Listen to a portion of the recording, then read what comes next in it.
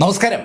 G ആവോ ആ ഈവിളായി എടുക്കുന്ന കണ്ടതും മാർക്കിന് മീശിലെ ടെലിപ്പതി സന്ദേശമെത്തി.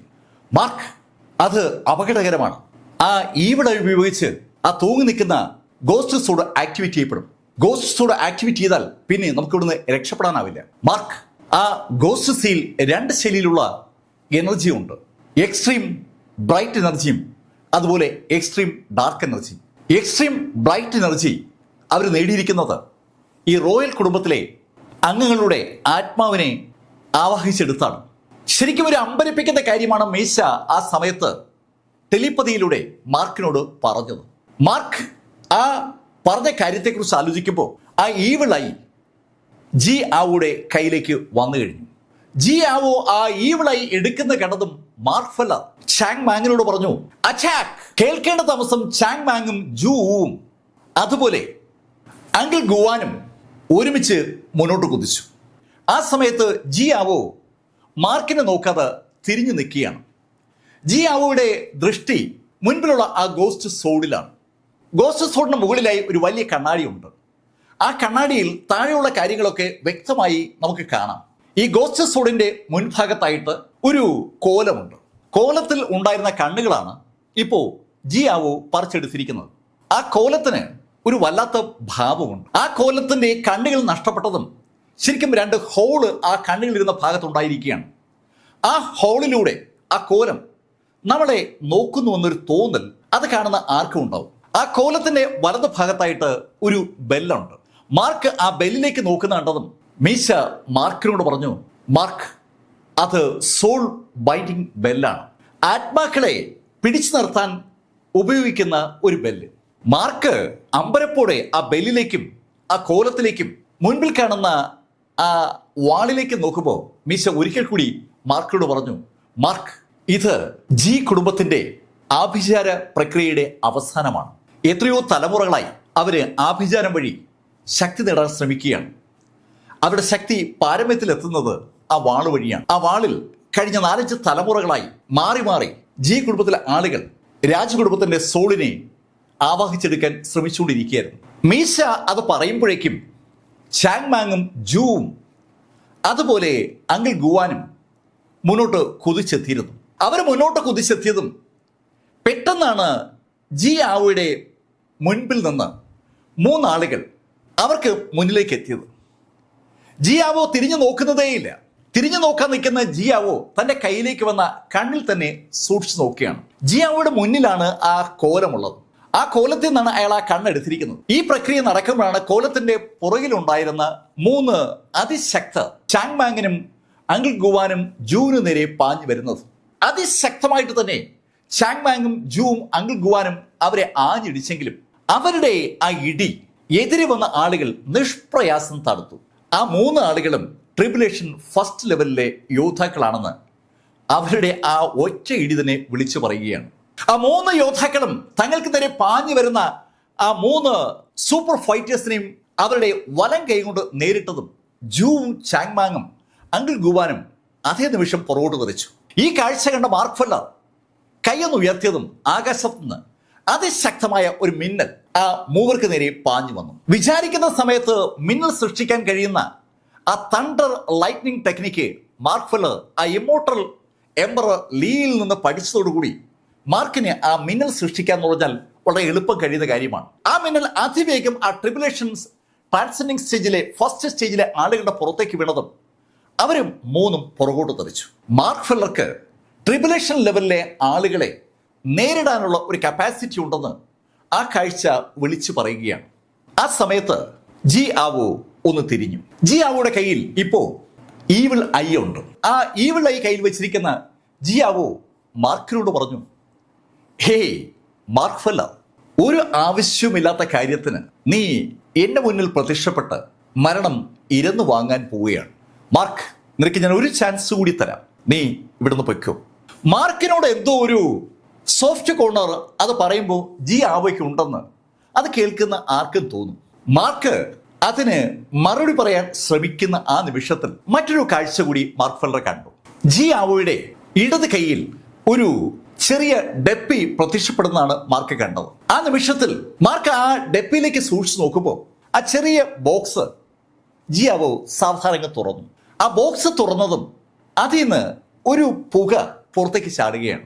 ശരിക്കും ആ ബോക്സിനകത്ത് പുകയുന്ന എന്തോ ഒളിപ്പിച്ചു വെച്ചിരിക്കുന്നുവെന്ന് തോന്നുന്ന ശൈലിയിലാണ് ആ ബോക്സ് തുറന്നതും ആ പുക പുറത്തേക്ക് ചാടിയത്. പുറത്തേക്ക് ചാടിയ പുക ഒന്ന് കറങ്ങുമ്പോൾ മാർക്ക് അമ്പരപ്പോടെ വിളിച്ചു പോവുകയാണ്, പ്രിൻസ്. അത് കേട്ടതും ജിയാവോ ചിരിച്ചു. മാർക്ക് അങ്ങനെ പ്രിൻസിന്റെ സോളും ഈ ഗോസ്റ്റ് സോളിന്റെ ഭാഗമാകുകയാണ്. അങ്ങനെ ജിയാവോ പറഞ്ഞപ്പോൾ തന്നെ പ്രിൻസിന്റെ ആ സോള് അവിടെ തൂക്കിയിട്ടിരിക്കുന്ന ആ വാളിന്റെ അടുത്തേക്ക് കറങ്ങി ചെല്ലുകയും അതിനകത്തേക്ക് അങ്ങ് ലയിച്ചു ചേരുകയും ചെയ്തു. മാർക്ക് ഫെല്ലർക്ക് വിശ്വസിക്കാനാവാത്ത ഒരു കാഴ്ചയാണ് മാർക്ക് കണ്ടിരിക്കുന്നത്. സാധാരണ ഹ്യൂമൻ റേസിലെ ആളുകൾ മരണപ്പെടുമ്പോൾ അവരുടെ സോളുകൾ, ആത്മാക്കൾ പ്രേതലോകത്തേക്ക് പോവുകയാണ് പതിവ്. പിന്നെ ഒരു റീഇൻകാർണേഷൻ സംഭവിക്കും, ഒരു പുനർജന്മം. ഏതെങ്കിലും കാലഘട്ടത്തിലായിരിക്കും ഒരു പുനർജന്മം ഉണ്ടാവുക. അതുവരെ ആ പ്രേതലോകമാണ് ശരിക്കും ആത്മാക്കളുടെ താവളം. പക്ഷേ ഈ ജി കുടുംബത്തിലെ ആഭിചാര പ്രക്രിയയ്ക്ക് ചുമതല വഹിക്കുന്ന ആളുകൾ ആ സർക്കിൾ ബ്രേക്ക് ചെയ്തിരിക്കുകയാണ്. പ്രേതലോകത്തേക്ക് പോകുന്ന ആത്മാക്കളെ അവർ വഴിക്ക് വെച്ച് പിടികൂടുന്നു എന്നുള്ളതാണ് സത്യം. അവിടെ പിച്ച് ബ്ലോസം ഐലൻഡിൽ വെച്ചാണ് യഥാർത്ഥത്തിൽ പ്രിൻസ് മരിക്കുന്നത്. പ്രിൻസ് മരിച്ച സമയത്ത് തന്നെ പ്രിൻസിന്റെ ആത്മാവ് സ്വാഭാവികമായും പ്രേതലോകത്തേക്ക് മൂവ് ചെയ്യാൻ ഒരു ശ്രമം നടത്തിയിട്ടുണ്ടാകും. അതിനെ തടഞ്ഞുകൊണ്ട് ജി കുടുംബത്തിലെ ആ മാന്ത്രികന്മാർ ആ ആത്മാവിനെ പിടികൂടിയിരിക്കുകയാണ്. ആ ആത്മാവിനെയാണ് അവർ ആ സ്കൈ സിറ്റിയിലെ പാലസ് ഇരിക്കുന്ന ആ ഇംപീരിയൽ സിറ്റിക്കകത്തേക്ക് കൊണ്ടുവന്നിരിക്കുന്നത്. രാജാവും രാജപരിവാരങ്ങളും മാത്രം താമസിക്കുന്ന സ്ഥലത്തെയാണ് ആ ഇംപീരിയൽ സിറ്റി എന്ന് പറയുന്നത്. രാജ്യ തലസ്ഥാനം എന്ന് പറയാം. എന്നാൽ സ്കൈ സിറ്റി ആ എൻറ്റയർ ഏരിയയും വിഴുങ്ങുന്ന വലിയ സിറ്റിയാണ്. സ്കൈ സിറ്റിയിൽ ഒരുപാട് ആളുകളുണ്ട്. ഇംപീരിയൽ സിറ്റിയിൽ രാജാവുമായി ബന്ധപ്പെട്ട ആളുകൾ മാത്രമേ ഉണ്ടാവൂ. ആ ഇംപീരിയൽ സിറ്റിയിലേക്ക് കൊണ്ടുവന്ന ആ ബോക്സിൽ നിന്നാണ് ആ ആത്മാവ് ആ വാളിലേക്ക് പാഞ്ഞു കയറിയിരിക്കുന്നത്. മാർക്ക് ഫെല്ലർ പ്രിൻസ് എന്ന് അലറി വിളിക്കുമ്പോൾ ജിയാവോ ഒന്ന് ചിരിച്ചു. മാർക്ക്, നിനക്ക് ഞാൻ ചില കാഴ്ചകൾ കാണിച്ചു തരുന്നുണ്ട്. അങ്ങനെ ജിയാവോ പറഞ്ഞപ്പോൾ ജിയാവോയുടെ പുറകിൽ നിന്ന് ഒരു പെൺകുട്ടി മുന്നോട്ട് വന്നു. ജിയാവോയുടെ സഹോദരി മായിയാണ് ആ സമയത്ത് മുന്നോട്ട് വന്നത്. ജി മായി എന്ന് വിളിക്കപ്പെടുന്ന ആ പെൺകുട്ടി മുന്നോട്ട് വന്നതും അവള് ഉറക്കെ വിളിക്കുകയാണ്, ഏയ് ലിറ്റിൽ മോ, എന്താ നീ കളിക്കാൻ വരാത്തത്? ആ കൊച്ചുകുട്ടിയുടെ ആ ഡയലോഗ് കേട്ട് മാർക്കിനൊപ്പമുള്ള ആളുകളൊക്കെ അമ്പരപ്പോടെ ആ പെൺകുട്ടി തന്നെ അങ്ങനെ നോക്കുകയാണ്. അവിടെ വളരെ സീരിയസ് ആയിട്ട് ഒരു കാര്യം നടന്നു വരുമ്പോഴാണ് ആ കൊച്ചു പെൺകുട്ടി അതിലൊന്നും താല്പര്യം കാണിക്കാതെ ആ ശൈലിയിൽ ഒരു വാചകം പറഞ്ഞത്. ആ പെൺകുട്ടി ആ വാചകം പറഞ്ഞതും ശുദ്ധ ശൂന്യതയിൽ നിന്ന് ഒരു പാവ അവിടെ പ്രത്യക്ഷപ്പെട്ടു. ആ പെൺകുട്ടിക്കൊപ്പം ഏതാണ്ട് വലിപ്പമുള്ള ഒരു പാവ. ആ പാവ ചുവന്ന വസ്ത്രമാണ് ധരിച്ചിരിക്കുന്നത്. ചുവന്ന വസ്ത്രം ധരിച്ചിരിക്കുന്ന ആ പാവയുടെ ഇടത് കൈയിൽ ഒരു മിററുണ്ട്, വലത് കൈയിൽ ഒരു ചീർപ്പ്. മാർക്ക് ആ പാവയിലേക്ക് നോക്കുമ്പോൾ മാർക്ക് മീശയുടെ ശബ്ദം കേട്ടു. മാർക്ക് ആ പാവയുടെ കയ്യിലിരിക്കുന്ന കണ്ണാടി അതീവ അപകടകരമായ കണ്ണാടിയാണ്. അവളുടെ കയ്യിലിരിക്കുന്ന ആ ചീപ്പ് എല്ലുകൊണ്ട് ഉണ്ടാക്കിയതാണ്. അതും മനുഷ്യരുടെ എല്ലുകൊണ്ട്. മനുഷ്യന്റെ എല്ലുകൊണ്ട് ഉണ്ടാക്കിയ ഒരു ചീർപ്പും ആത്മാക്കളെ ആകർഷിക്കാൻ കഴിയുന്ന ഒരു കണ്ണാടിയുമാണ് യഥാർത്ഥത്തിൽ ആ പാവയുടെ കയ്യിലുള്ളത്. മാർക്ക് ആ കണ്ണാടിയിലേക്ക് നോക്കുമ്പോഴാണ് മാർക്കിന് ഒരു കാര്യം മനസ്സിലാകുന്നത്. നേരെ മുകളിൽ കാണുന്ന ആ കണ്ണാടിയും ആ പെൺകുട്ടിയുടെ പാവയുടെ കയ്യിലിരിക്കുന്ന കണ്ണാടിയും ഒന്ന് തന്നെയാണ്. മുകളിൽ കാണുന്നതിന് വലിപ്പം കൂടുതലാണെന്ന് മാത്രം. ആ പെൺകുട്ടി ആ പാവയെ കണ്ടതും ആ പാവയോട് പറഞ്ഞു, ഏ ലിറ്റിൽ മോ, നീ എന്താ എന്നോട് കളിക്കാത്തെ? ആ ചോദ്യത്തിന് പാവയുടെ ഭാഗത്തുനിന്ന് മറുപടി ഒന്നും ഉണ്ടായില്ല. ഉടൻ ആ പെൺകുട്ടി വീണ്ടും ആ പാവയോട് ചോദിച്ചു, ഏ ലിറ്റിൽ മോ, നീ എന്താ എന്നോട് കളിക്കാത്തെ? അവളുടെ ശബ്ദത്തിൽ ഒരു മാറ്റം വരുന്നത് സ്വാഭാവികമായിട്ടും മാർക്കും കൂടുതൽ ആളുകളും മനസ്സിലാക്കുന്നുണ്ട്. എന്താണ് ആ പെൺകുട്ടിയുടെ ശബ്ദത്തിലുണ്ടായ മാറ്റത്തിന്റെ കാരണമെന്ന് അവർ ആലോചിക്കുമ്പോൾ അവളുടെ ശബ്ദം വീണ്ടും ഉയർന്നു കേൾക്കുകയാണ്. എന്താ കളിക്കാത്തെ? അവൾ അങ്ങനെ അലറുമ്പോ ഒരു സിംഹം അലറുന്ന പോലുള്ള ഒരു ശബ്ദമാണ് അവിടെ മുഴുവൻ അലയടിച്ചത്. ആ ശബ്ദം ശരിക്കും ഒരു വല്ലാത്ത ഭയം സാക്ഷൽ ജൂന് പോലും ഉണ്ടാക്കിയെന്ന് പറയാം. ജൂവും മാർക്ക് ഫെല്ലറും ചാങ് മാങ്ങും അതുപോലെ അങ്കിൾ ഗുവാനും ഒക്കെ വല്ലാത്തൊരു അതിശയത്തോടെ ആ പെൺകുട്ടിയെ നോക്കുകയാണ്. ആ പെൺകുട്ടി അങ്ങനെ അലറി ശബ്ദമുണ്ടാക്കിയതും ഒരു നിമിഷം സ്തംഭിച്ചു പോയെങ്കിലും ചാങ് മാങ്ങും ജൂവും മുന്നോട്ട് കുതിക്കുകയായിരുന്നു. ആ പെൺകുട്ടിയുടെ ആ പാവ ഒരു അശുഭകരമായ കാര്യമാണെന്ന് മനസ്സിലാക്കിയത് കൊണ്ട് ആ പാവയ്ക്കിട്ട് ഒന്ന് പൊട്ടിക്കാനായിട്ടാണ് യഥാർത്ഥത്തിൽ അവർ രണ്ടുപേരും മുന്നോട്ട് കുതിച്ചത്. അവർ മുന്നോട്ട് കുതിച്ച ആ നിമിഷത്തിൽ ആ കൊച്ചു പെൺകുട്ടി ഒരു മുട്ടുപിന്ന് കയ്യിലെടുത്തു.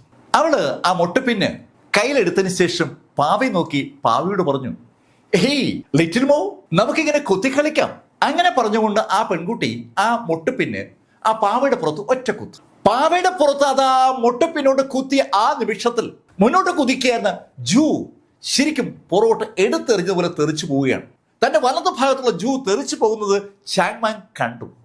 ചാങ്മാൻ തിരിഞ്ഞ് ജൂനെ നോക്കുമ്പോൾ ആ പെൺകുട്ടി ഒരു മുട്ടുപിന്ന് കൂടി കയ്യിലെടുത്തു. ഹേയ് ലിറ്റിൽ മോ, ഇത് കൊള്ളാമല്ലോ.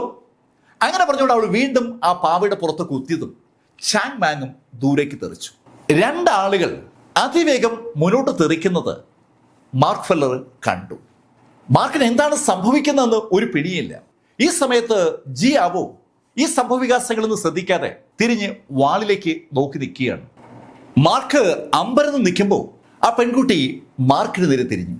അവള് മാർക്കിനെ കണ്ടു. മാർക്കിനെ നോക്കിക്കൊണ്ട് ആ പെൺകുട്ടി ഒരു മുട്ടുപിന്ന് കൂടി കയ്യിലെടുത്തു. അവൾ മുട്ടുപിന്നെ കയ്യിലെടുക്കുന്ന കണ്ടതും മാർക്കിന് കാര്യം മനസ്സിലായി. അവൾ ആ മുട്ടുപിന്ന് പാവയുടെ മുകളിലേക്ക് തൊടുമ്പോൾ ആ സമയത്ത് തന്നെ ഒരു അറ്റാക്ക് അവർക്ക് നേരെ ഉണ്ടാവുകയാണ്. എന്താണ് അതിന്റെ കാരണമെന്നറിയാനായി മാർക്കിന്റെ ആ ഡിവൈൻ ഐയുടെ സെക്കൻഡ് ലെവല് ഓപ്പൺ ചെയ്തു. മാർക്കിന്റെ ഡിവൈൻ ഐ ഇപ്പോൾ 2 കണ്ണുകളായിരിക്കുകയാണ്. അതിലെ 2ാം കണ്ണിന്റെ പവർ വളരെ കൂടുതലാണ്. മാർക്ക് ആ ഡിവൈൻ ഐ ഓപ്പൺ ആക്കിയതും മാർക്ക് കാണുന്നത് വളരെ നേർത്ത ചുവപ്പ് നിറത്തിലുള്ള നാരുകൾ അവിടെ ഇഷ്ടം പോലെ വല പോലെ ഉണ്ടായിരിക്കുന്നതാണ്. ആ വലയിൽ ഒരെണ്ണം ചാങ്മാങ്ങിന്റെ പുറത്ത് തൊട്ടിട്ടുണ്ട്. അതിന്റെ മറ്റേ അറ്റം ആ പാവയുടെ പുറത്താണ്. മാർക്ക് അമ്പരപ്പോടെ ആ ത്രെഡിലേക്ക് നോക്കുമ്പോൾ മാർക്ക് ബാക്കി കാര്യങ്ങളും കാണുകയാണ്. ജൂവിന്റെ പുറത്തും അങ്കിൾ ഗുവാന്റെ പുറത്തും അതുപോലെ മാർക്കിന്റെ പുറത്തും ആ നാരുകൾ തൊട്ടിട്ടുണ്ട്. അവയുടെ മറ്റേ അറ്റം ആ പാവയുടെ പുറത്താണ്. ആ പാവയുടെ പുറത്ത് ആ പെൺകുട്ടി എന്തെങ്കിലും ചെയ്യുമ്പോൾ അതുകൊണ്ടാണ് അതിന്റെ റിഫ്ലക്ഷൻ അവരുടെ പുറത്ത് അനുഭവപ്പെടുന്നത്. മാർക്ക് ആ ഡിവൈൻ ഐയിലൂടെ അത് കണ്ട ആ നിമിഷത്തിൽ ആ പെൺകുട്ടി സൂചി ആ പാവയുടെ പുറത്തേക്ക് കുത്തിക്കയറ്റി. ആ നിമിഷത്തിൽ ഒരു ഇലക്ട്രിക് കറണ്ട് ആ നേർത്ത ത്രെഡിലൂടെ അതിവേഗം പാഞ്ഞ് മാർക്കിന് നേർക്ക് വരുന്നത് മാർക്കിന്റെ ആ ഡിവൈൻ ഐ കാണുകയും ചെയ്തു. ആ നിമിഷത്തിൽ മാർക്ക് കൈയൊന്നുയർത്തിയതും അതിശക്തമായ മിന്നൽ മാർക്കിന്റെ ചിന്തയുടെ ഫലമായിട്ട് ആകാശത്ത് നിന്ന് താഴേക്ക് പാഞ്ഞു വന്നു. ആ മിന്നലുകൾ ആ ചുവന്ന ത്രെഡുകളിൽ ആഞ്ഞു പതിക്കുകയും ചെയ്തു. അതിശക്തമായി ആ മിന്നലുകൾ വന്ന് പതിക്കുമ്പോൾ സ്വാഭാവികമായിട്ടും ആ ത്രെഡുകൾ പൊട്ടേണ്ടതാണ്. പക്ഷേ ഒന്നും സംഭവിച്ചില്ല. ആ ത്രെഡുകൾ മാർക്കിന്റെ ഇമോർട്ടൽ ചക്രവർത്തി ലീയുടെ ആ മിന്നലുകളെ അതിജീവിച്ചിരിക്കുകയാണ്. സങ്കല്പിക്കാനാവാത്ത ഒരു പവർ ആ പെൺകുട്ടിക്ക് ഉണ്ടെന്ന് ആ രംഗം വിളിച്ചു പറയുകയാണ്. അത് കണ്ടതും സുമേരു റിങ്ങിലുള്ള ജീന മാർക്കിനോട് പറഞ്ഞു, മാർക്ക്, കാലങ്ങൾ കൊണ്ട് അവരാർജിച്ചെടുത്ത ആഭിചാര ക്രിയകൾ മുഴുവൻ ഇപ്പോൾ അതിന്റെ പാരമ്യത്തിൽ എത്തിയിരിക്കുകയാണ്. അത് കേട്ടതും മാർക്ക് ജീനയോട് ചോദിച്ചു, ജീന, എന്തെങ്കിലും മറുമരുന്നുണ്ടോ? മാർക്ക്, എനിക്ക് ഒന്നും ഓർമ്മ വരുന്നില്ല. ജീന ഉൾപ്പെടെ സകല ആളുകളും ഇപ്പൊ പൂർണ്ണമായും ഡിപ്പെൻഡ് ചെയ്തിരിക്കുന്നത് മാർക്ക് ഫെല്ലറിലാണ്. മാർക്ക് അവിടെ പരാജയപ്പെട്ടാൽ അവരെല്ലാവരും കൊല്ലപ്പെടും. ഈ രംഗത്തിന് സാക്ഷിയാണ് സാക്ഷൽ മീശയും അതുപോലെ സെയിന്റ് സ്കൂവും. മാർക്ക് ഫെല്ലർ ശരിക്കും 2 കൽപ്പിച്ചിട്ടാണ് ആ മിന്നൽ ആ പെൺകുട്ടിക്ക് നേരെ എയ്തത്. പക്ഷേ ആ മിന്നലിനും ആ പെൺകുട്ടിയെ ഒന്നും ചെയ്യാൻ പറ്റിയിട്ടില്ല. ഈ സമയത്ത് മറ്റു സംഭവം കൂടി ഉണ്ടായി. ജിയാവോ ഒന്ന് തിരിഞ്ഞു. ജിയാവോ തിരിയുമ്പോൾ അയാളുടെ ഇടത് കൈയിൽ ഒരു കുഞ്ഞ് ഡപ്പി കൂടി ഉണ്ട്, ഒരു കുഞ്ഞു ബോക്സ്. ആ ബോക്സ് മാർക്കിനെ നോക്കിക്കൊണ്ട് അയാൾ സാവധാനം അങ്ങ് തുറന്നു. അത് തുറക്കപ്പെട്ടതും ഒരു കുഞ്ഞു കരച്ചിൽ അവിടെ മുഴുവൻ അങ്ങ് മുഴങ്ങുകയാണ്. ആ കരച്ചിൽ കേട്ടതും മാർക്ക് അമ്പരപ്പോടെ ജിയാവോ തന്നെ നോക്കി പോവുകയാണ്. ഹേയ് ജിയാവോ, നീ പ്രിൻസിന്റെ കുഞ്ഞിനെ കൊന്നോ? അവിടെ ആ പീച്ച് ബ്ലോസം ഐലൻഡിൽ വെച്ച് രാജകുമാരന് ഒരു കുഞ്ഞു ജനിച്ച കാര്യം മാർക്ക് ഫെല്ലർ ഉൾപ്പെടെ എല്ലാവരും അറിഞ്ഞിരുന്നു. മാർക്ക് ആ കുഞ്ഞിനെ കാണാനാണ് യഥാർത്ഥത്തിൽ ആ പീച്ച് ബ്ലോസം ഐലൻഡിൽ എത്തിയത്. കൂടെ ആ പ്രിൻസിനെ രക്ഷിക്കാനുള്ള ദൗത്യവും മാർക്കിനുണ്ടായിരുന്നു. പക്ഷെ മാർക്ക് അവിടെ എത്തിയപ്പോൾ നീ കുടുംബക്കാർ കുഞ്ഞിനെ അവിടുന്ന് കൊണ്ടുപോയി എന്നുള്ള ഉത്തരമാണ് മാർക്കിന് അവിടുന്ന് കിട്ടിയത്.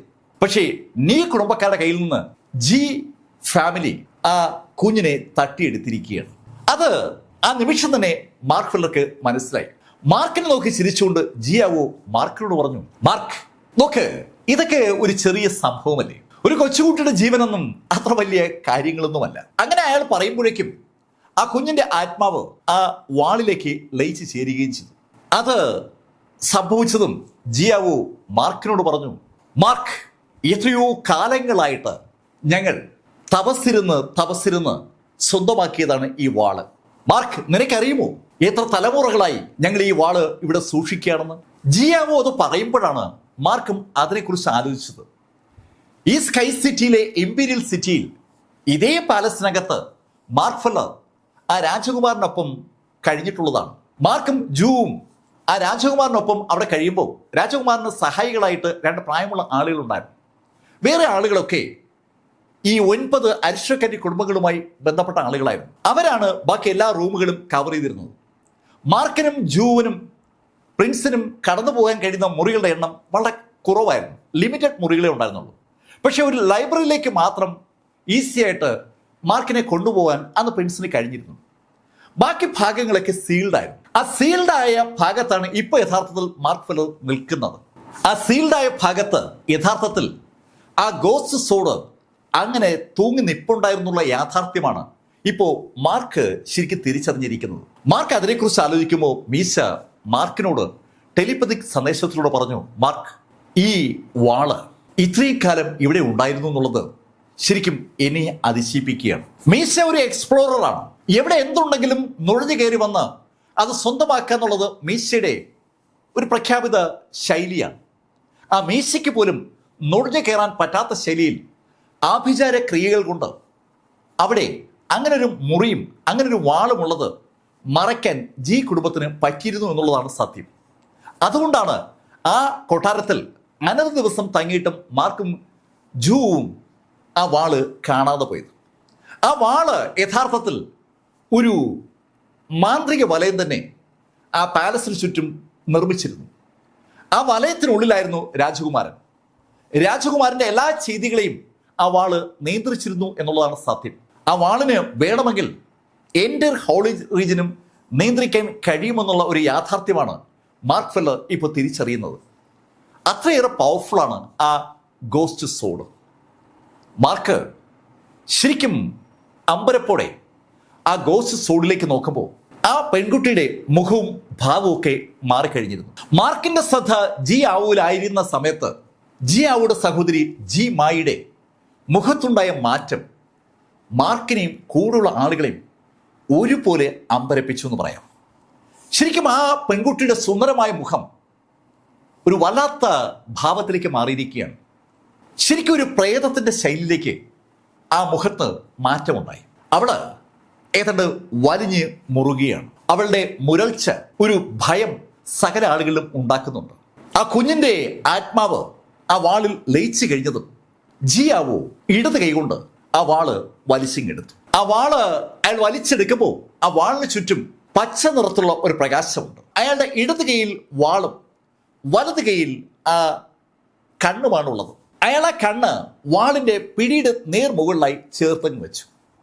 ശരിക്കും ആ വാളിൽ ഒരു കണ്ണ് ഉള്ളതുപോലെ ഒരു ഫീല് ആ നിമിഷം മുതൽ ആ വാളിൽ ഉണ്ടാവുകയാണ്. കണ്ണ് തുറന്ന് കാണാൻ കഴിയുന്ന ഒരു വാള്, അങ്ങനെ ഇപ്പൊ നമുക്കതിനെ സംബോധന ചെയ്യാൻ പറ്റൂ. ആ വാളിൽ ആ കണ്ണ് അങ്ങ് ഉറച്ചതും ജിയാവോ 2 കൈകൊണ്ടും ആ വാളിന്റെ പിടിയിലങ്ങ് പിടിച്ചു. അതിനുശേഷം ചിരിച്ചുകൊണ്ട് ജിയാവോ മാർക്കിനോട് പറഞ്ഞു, മാർക്ക്, നിനക്ക് ഈ വാളിന്റെ ശക്തി ഞാൻ കാണിച്ചു തരാം. അങ്ങനെ പറഞ്ഞിട്ട് ജിയാവോ ആ വാള് വെറുതെ കാഷ്വലായിട്ട് ആകാശത്തേക്കൊന്ന് വീശുകയാണ്. ശരിക്കും ഒരു ലക്ഷ്യം വെച്ച് അയാൾ അങ്ങനെ വീശിയെന്ന് പറയാം. ഇടതുവശത്ത് നിന്ന് വലതുവശത്തേക്ക് കറങ്ങി അയാളൊരു റൗണ്ട് അങ്ങനെ അടിച്ചു. എന്താണ് അയാളുടെ ആ ചെയ്തിയുടെ ലക്ഷ്യമെന്ന് മാർക്കിന് ആദ്യം മനസ്സിലായില്ല. പക്ഷെ ആ വൃത്തം അങ്ങനെ പൂർത്തീകരിക്കപ്പെട്ടതും മാർക്ക് ഉൾപ്പെടെ സകല ആളുകളും ഒരു കാര്യം തിരിച്ചറിയുകയാണ്. വല്ലാത്തൊരു തണുത്ത കാറ്റ് അവരുടെ ബോഡിയിൽ സ്പർശിക്കുന്നുണ്ട്. ആ തണുത്ത കാറ്റ് അവരുടെ ബോഡിയിലൂടെ അങ്ങനെ കടന്നു പോകുമ്പോൾ ആ ഹാളിനകത്തുള്ള വായു പെട്ടെന്നങ്ങ് തണുത്തു. വായുവിനൊപ്പമുള്ള ജലകണങ്ങൾ പെട്ടെന്നാണ് ഘനീഭവിച്ച് ഐസ് കട്ടകളായി താഴേക്ക് വീണു തുടങ്ങിയത്. ശരിക്കും ആ വാളിന് ആ അന്തരീക്ഷത്തെ തണുപ്പിക്കാൻ കഴിഞ്ഞിരിക്കുകയാണ്. അങ്ങ് ദൂരെ മീശയും സെയിന്റസ് ഗൂ ഒക്കെ ആ തണുപ്പ് അനുഭവിക്കുകയാണ്. ആ സമയത്ത് ആ തണുത്ത കാറ്റ് ആ കൊട്ടാരത്തിന് പുറത്തേക്ക് പതുക്കെങ്ങി വ്യാപിച്ചു. സ്കൈ സിറ്റിയിൽ ഏറ്റവും പൊക്കമുള്ള സ്ഥലത്താണ് ആ ഇമ്പീരിയൽ സിറ്റി ഉള്ളത്. ആ ഇമ്പീരിയൽ സിറ്റിയുടെ ഒത്ത നടുക്കാണ് ആ പാലസ്. ആ പാലസിൽ നിന്ന് ആ തണുത്ത കാറ്റ് എല്ലാ ഭാഗത്തേക്കും അങ്ങനെ വ്യാപിക്കുമ്പോൾ ആ കാറ്റ് എന്താണെന്ന് മനസ്സിലാക്കാതെ സ്കൈ സിറ്റിയിൽ ആളുകൾ അവരുടെ നിത്യജീവിതത്തിൻ്റെ ഭാഗമായി പല കാര്യങ്ങളും ചെയ്തുകൊണ്ടിരിക്കുകയാണ്.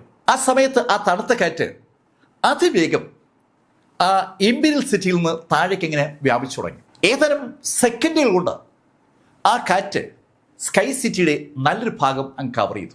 ആ സ്കൈ സിറ്റി ഏതാണ്ട് പൂർണ്ണമായും ആ കാറ്റ് കവർ ചെയ്യുമ്പോൾ ആളുകളുടെ പുറത്ത് തണുപ്പ് അടിച്ചു തുടങ്ങുകയാണ്. എന്താണ് ആ തണുപ്പിന്റെ കാരണമെന്ന് ആളുകൾക്ക് മനസ്സിലാക്കും മുമ്പ് അവരുടെ ബോഡിയിൽ നിന്ന് അവരുടെ സോള് ആരോ അങ്ങ് വലിച്ചെടുക്കുകയാണ്. ശരിക്കും ആ സോളിന് താൻ ഇതുവരെ കൊണ്ടു നടന്നിരുന്ന ആ ബോഡി നിശ്ചലമായി തണുത്തുറഞ്ഞ് റോഡിലും കടയിലും വാഹനത്തിലും എന്ന് വേണ്ട പല ഭാഗത്തായി അങ്ങനെ നിശ്ചലമാകുന്ന കാഴ്ച അമ്പരപ്പോടെ മാത്രമേ കാണാൻ പറ്റൂ.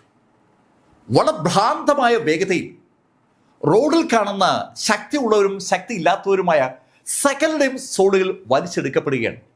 ആ തണുത്ത കാറ്റ് സ്പർശിക്കുന്ന എല്ലാവരുടെയും സോളുകൾ അവരുടെ ബോഡിയിൽ നിന്ന് നഷ്ടമാകുമ്പോൾ ആ ബോഡികൾ തണുത്തുറഞ്ഞ് താഴേക്ക് വീണു തുടങ്ങി. ഒന്ന് കരയാൻ പോലും പറ്റാതെ ആ ആളുകൾ താഴേക്ക് വീഴുമ്പോൾ ഈ സംഭവവികാസം ആ കൊട്ടാരത്തിനകത്തുള്ള ആരും അറിഞ്ഞിട്ടില്ല. പക്ഷെ ഏതാനും സെക്കൻഡിൽ കഴിഞ്ഞപ്പോൾ അവിടെ ആ ജിയാവോയുടെ കയ്യിലിരിക്കുന്ന ആ ഗോസ്റ്റ് സോഡിന് ചുറ്റുമായി ഇഷ്ടംപോലെ പുക വന്ന് അടിയുന്നത് മാർക്ക് ഉൾപ്പെടെ എല്ലാവരും കണ്ടു. ആ അടിയുന്ന പുകകളൊക്കെ വല്ലാതെ ഞെരങ്ങുകയും മൂളുകയും ചെയ്യുകയാണ്. ജീവിതം വളരെ സുഗമമായി മുന്നോട്ട് കൊണ്ടുപോയിക്കൊണ്ടിരുന്ന ആളുകളുടെ ആത്മാവിനെ പെട്ടെന്ന് വലിച്ചു പൊഴുത് ആ സോഡിലേക്ക് ജിയാവോ എത്തിച്ചിരിക്കുകയാണ്.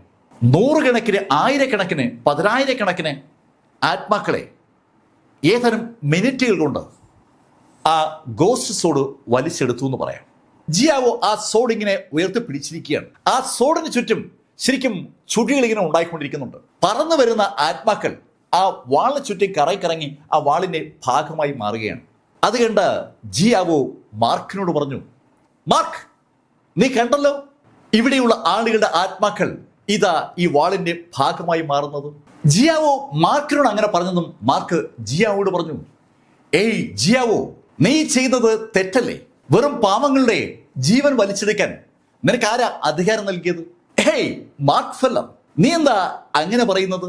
സ്വന്തം ശക്തിക്ക് മുകളിൽ ഉദിച്ചു വരാൻ ശ്രമിക്കുന്ന ഏതൊരാളെയും പാത്തോഹവൻ കൊന്നൊടുക്കുന്നത് നീ കണ്ടിട്ടില്ലേ? പാത്തോഹവൻ മനസ്സ് വയ്ക്കുമ്പോൾ ആയിരക്കണക്കിനോ ലക്ഷക്കണക്കിനോ ആളുകൾ കൊല്ലപ്പെടില്ലേ? അത് ശരിയും ഞാൻ തെറ്റും. അതെങ്ങനെ ശരിയാവും മാർക്ക് ഫെല്ലർ? ആരാണോ ശക്തൻ അയാൾ പറയുന്നതാണ് നിയമം. ഈ പ്രപഞ്ചത്തിൽ അത് എപ്പോഴും അങ്ങനെ തന്നെ ആയിരിക്കും. ശക്തൻ തീരുമാനിക്കുന്നത് നിയമമായിരിക്കും. അത് ഒരു പ്രാപഞ്ചിക സത്യമാണ്. ജിയാവോ ഒരു തത്വജ്ഞാനിയെ പോലെയാണ് അങ്ങനെ പറയുന്നത്. ജിയാവോ അത് പറഞ്ഞതും ജിയാവോയുടെ സഹോദരി ജി മായുടെ രൂപമാറ്റം ഏതാണ്ട് പൂർണ്ണമായി എന്ന് പറയാം. അവളിപ്പോ ഒരു ചുവപ്പ് നിറത്തിലേക്ക് മാറിയിരിക്കുകയാണ്. ആ പപ്പറ്റിനെ പോലെ ചുവപ്പ് നിറത്തിൽ. പപ്പറ്റിന്റെ നെറ്റിയിലൂടെ രക്തം ഒലിച്ചിറങ്ങുന്നുണ്ട്. അവള് ആ പപ്പറ്റിനെ ഉപയോഗിച്ചുകൊണ്ട് അതിഭീകരമായ എന്തോ ഒരു ആക്ഷന് തുടക്കം കുറിക്കാൻ പോവുകയാണെന്ന് ആ കാഴ്ച വിളിച്ചു പറയുകയാണ്. മാർക്ക് ഫെല്ലറും ടീമും നിൽക്കുന്ന ഭാഗത്ത് അതിശക്തമായ തണുപ്പ് അനുഭവപ്പെടുന്നുണ്ട്. ജൂവും ചാങ്മാങ്ങും അങ്കിൾ ഗുവാനും ഒക്കെ ആ തണുപ്പിനെ പ്രതിരോധിക്കാൻ ശരിക്കും പാടുപെടുകയാണ്. മാർക്കിന്റെ ഹോളി ബോഡി ഉപയോഗിച്ച് ആ തണുപ്പിനെ പ്രതിരോധിച്ചിരിക്കുന്നു എന്ന് പറയാം.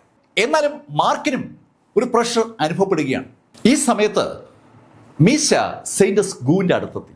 സെയിന്റസ് ഗൂവിൽ നിന്ന് പരമാവധി ദൂരത്ത് മാറി നിൽക്കുന്ന ഒരു സ്വഭാവമാണ് ഇതുവരെ മീശയ്ക്ക് ഉണ്ടായിരുന്നത്. പക്ഷേ ഈ പ്രത്യേക സാഹചര്യത്തിൽ മീശ സെയിന്റസ് ഗൂവിന്റെ അടുത്ത് ഓടിയെത്തിയെന്ന് പറയാം. സെയിന്റസ് ഗൂവിനോടായി മീശ ചോദിച്ചു, സെയിന്റസ്, മാർക്കിനെ രക്ഷിക്കാൻ എന്തെങ്കിലും മാർഗമുണ്ടോ? ശരിക്കും സെയിന്റസും ആലോചിക്കുന്ന അതാണ്. മാർക്ക് ഫെല്ലർ കൊല്ലപ്പെട്ടാൽ അവളും വിഷയത്തിലാകും. യഥാർത്ഥത്തിൽ സെയിന്റസ് ഗൂവിന്റെ ഹോളിലോട് അവളെ ഒരു ചുമതല ഏൽപ്പിച്ച് അങ്ങോട്ടേക്ക് വിട്ടതാണ്. ആ രാജകൂട്ടാരത്തിൽ എന്തൊക്കെയോ രഹസ്യങ്ങൾ ഉണ്ടെന്നുള്ള വിവരം ഗൂ കുടുംബത്തിന്റെ ആ ഹോളിലോട് അറിഞ്ഞിട്ടുണ്ടായിരുന്നു. അതെന്താണെന്ന് തിരക്കാനായിട്ടാണ് സെയിന്റസ് ഗൂവിനെ അവിടേക്ക് ഹോളിലോട് പറഞ്ഞു വിട്ടത്. അവിടെ അവൾ എത്തുമ്പോഴാണ് ജിയാവോയും അവിടെ എത്തിയത് അവളെ കണ്ടത്. ജിയാവോയെ അവൾക്ക് പരിചയമുണ്ട്. പക്ഷെ അടുത്ത ഏതാനും നിമിഷങ്ങൾക്കുള്ളിൽ മാർക്ക് ഫെല്ലറും ടീമും അവിടെ എത്തിയപ്പോഴാണ് ശരിക്കും എന്താണ് അവിടുത്തെ പ്രശ്നമെന്ന് സെയിന്റസ്കൂ മനസ്സിലാക്കിയത്. സെയിന്റസ്കൂ മീശയോട് പറഞ്ഞു, ഏയ് സത്യത്തിൽ ഹോളിലോട് പറഞ്ഞിട്ടാ ഞാൻ ഇങ്ങോട്ട് വന്നത്. എനിക്ക് എന്താണ് സംഭവിക്കുന്ന ഒരു പിടിയില്ല. ഏയ് സെയിന്റസ്, നിങ്ങൾക്ക് എന്തെങ്കിലും മാർഗമുണ്ടോ മാർക്കിനെ രക്ഷിക്കാൻ? വീണ്ടും മീശ അത് ചോദിച്ചപ്പോൾ സെയിന്റസ് നിസ്സഹായതയോടെ മീശയോട് പറഞ്ഞു, ഏയ് എനിക്കൊന്നും തോന്നില്ല. മീശയ്ക്ക് ആ നിമിഷത്തിൽ മാർക്ക് ഫെല്ലറുടെ അവസ്ഥ വളരെ വളരെ ക്രിട്ടിക്കലാണെന്ന് അറിയാം. മാർക്കിന്റെ തൊട്ടു മുന്നിൽ സാക്ഷാൽ ജിയാവോ ആ ഗോസ്റ്റ് സോഡുമായി നിൽക്കുകയാണ്. അവന്റെ തൊട്ടടുത്തായി ആ പെൺകുട്ടിയുണ്ട്. അവള് അമാനുഷികമായ ശക്തിയുള്ള ഒരു ആഭിചാര പ്രക്രിയയുടെ അവസാന വാക്കാണ്. അവരുടെ അടുത്ത് നിന്ന് മാർക്കിനെ എങ്ങനെ രക്ഷിക്കാം? മീശയും മാർക്കും തമ്മിൽ ഒരു നല്ല അകലമുണ്ട്. ആ ആഭിചാര പ്രക്രിയയുടെ ഭാഗമായ ജിയാവോയും ജിമായും സൃഷ്ടിക്കുന്ന ആ മായിക ശക്തിയെ സെയിന്റസ്കൂവും മീശയും ഒരു പരിധിവരെ അവരുടെ ഭാഗത്ത് തടുത്തു നിർത്തിയിരിക്കുകയാണ്. അവര് അവരുടേതായ ഒരു സുരക്ഷിത വലയത്തിൽ നിന്നുകൊണ്ടാണ് യഥാർത്ഥത്തിൽ ഈ രംഗങ്ങളൊക്കെ വീക്ഷിക്കുന്നത്. ഇതിനിടയിലാണ് മാർക്ക് ഫെല്ലറോട് ജിയാവോ മറുപടി പറഞ്ഞത്. പാത്ത് ഓഫ് ഹെവൻ നിയന്ത്രിക്കുന്ന വ്യക്തിയും ജിയാവോവും ഫലത്തിൽ രണ്ട് ശക്തരാണ്. ശക്തർക്ക് എന്ത് തീരുമാനം വേണമെങ്കിലും എടുക്കാം. അവരെടുക്കുന്ന തീരുമാനം എന്ത് തന്നെയാണെങ്കിലും അതാണ് ശരി. ആ ശരി ബാക്കിയുള്ള ആളുകൾ ഉൾക്കൊള്ളുകയും ഫോളോ ചെയ്യുകയും വേണം. വളരെ വളരെ യുക്തിഭദ്രമായ മറുപടിയാണ് ജിയാവോ മാർക്കിനോട് പറഞ്ഞത്. മാർക്ക് ജിയാവോയുടെ പറഞ്ഞു, ഏയ് ജിയാവോ, നീ പറയുന്നത് ശരിയായ കാര്യമേ അല്ല. നിരപരാധികളെ ഒരു കാരണവശാലും തൊടാൻ പാടില്ല. നമ്മൾ കൾട്ടിവേറ്റേഴ്സ് തമ്മിലുള്ള ഫൈറ്റിനിടയിൽ നിരപരാധികളെ നീ വലിച്ചു ചേർക്കാൻ പാടില്ലായിരുന്നു. അങ്ങനെ മാർക്ക് ഫെല്ലർ പറഞ്ഞതും ജിയാവോ ഒന്ന് ചിരിച്ചു. മാർക്ക്, നിനക്ക് ഒരു എല്ല് കൂടുതലുണ്ടെന്ന് നിന്നെ കണ്ടപ്പോഴേ എനിക്ക് തോന്നിയിട്ടുണ്ട്. എന്തായാലും എൻ്റെ ഈ വാളിന് നിന്റെ ആ കൂടുതലുള്ള എല്ല് ശരിക്കും ഇഷ്ടപ്പെടുമോ എന്ന് ഞാനൊന്ന് നോക്കട്ടെ. അങ്ങനെ പറഞ്ഞുകൊണ്ട് ആ ഗോസ്റ്റ് സോഡ് കയ്യിലേക്കെടുത്ത ജിയാവോ ആ വാളൊന്ന് വീശിയതും ആ വാളിൽ നിന്ന് ഒരു പച്ച പ്രകാശം പെട്ടെന്ന് ആ ഹാള് മുഴുവൻ അങ്ങ് പരക്കുകയാണ്.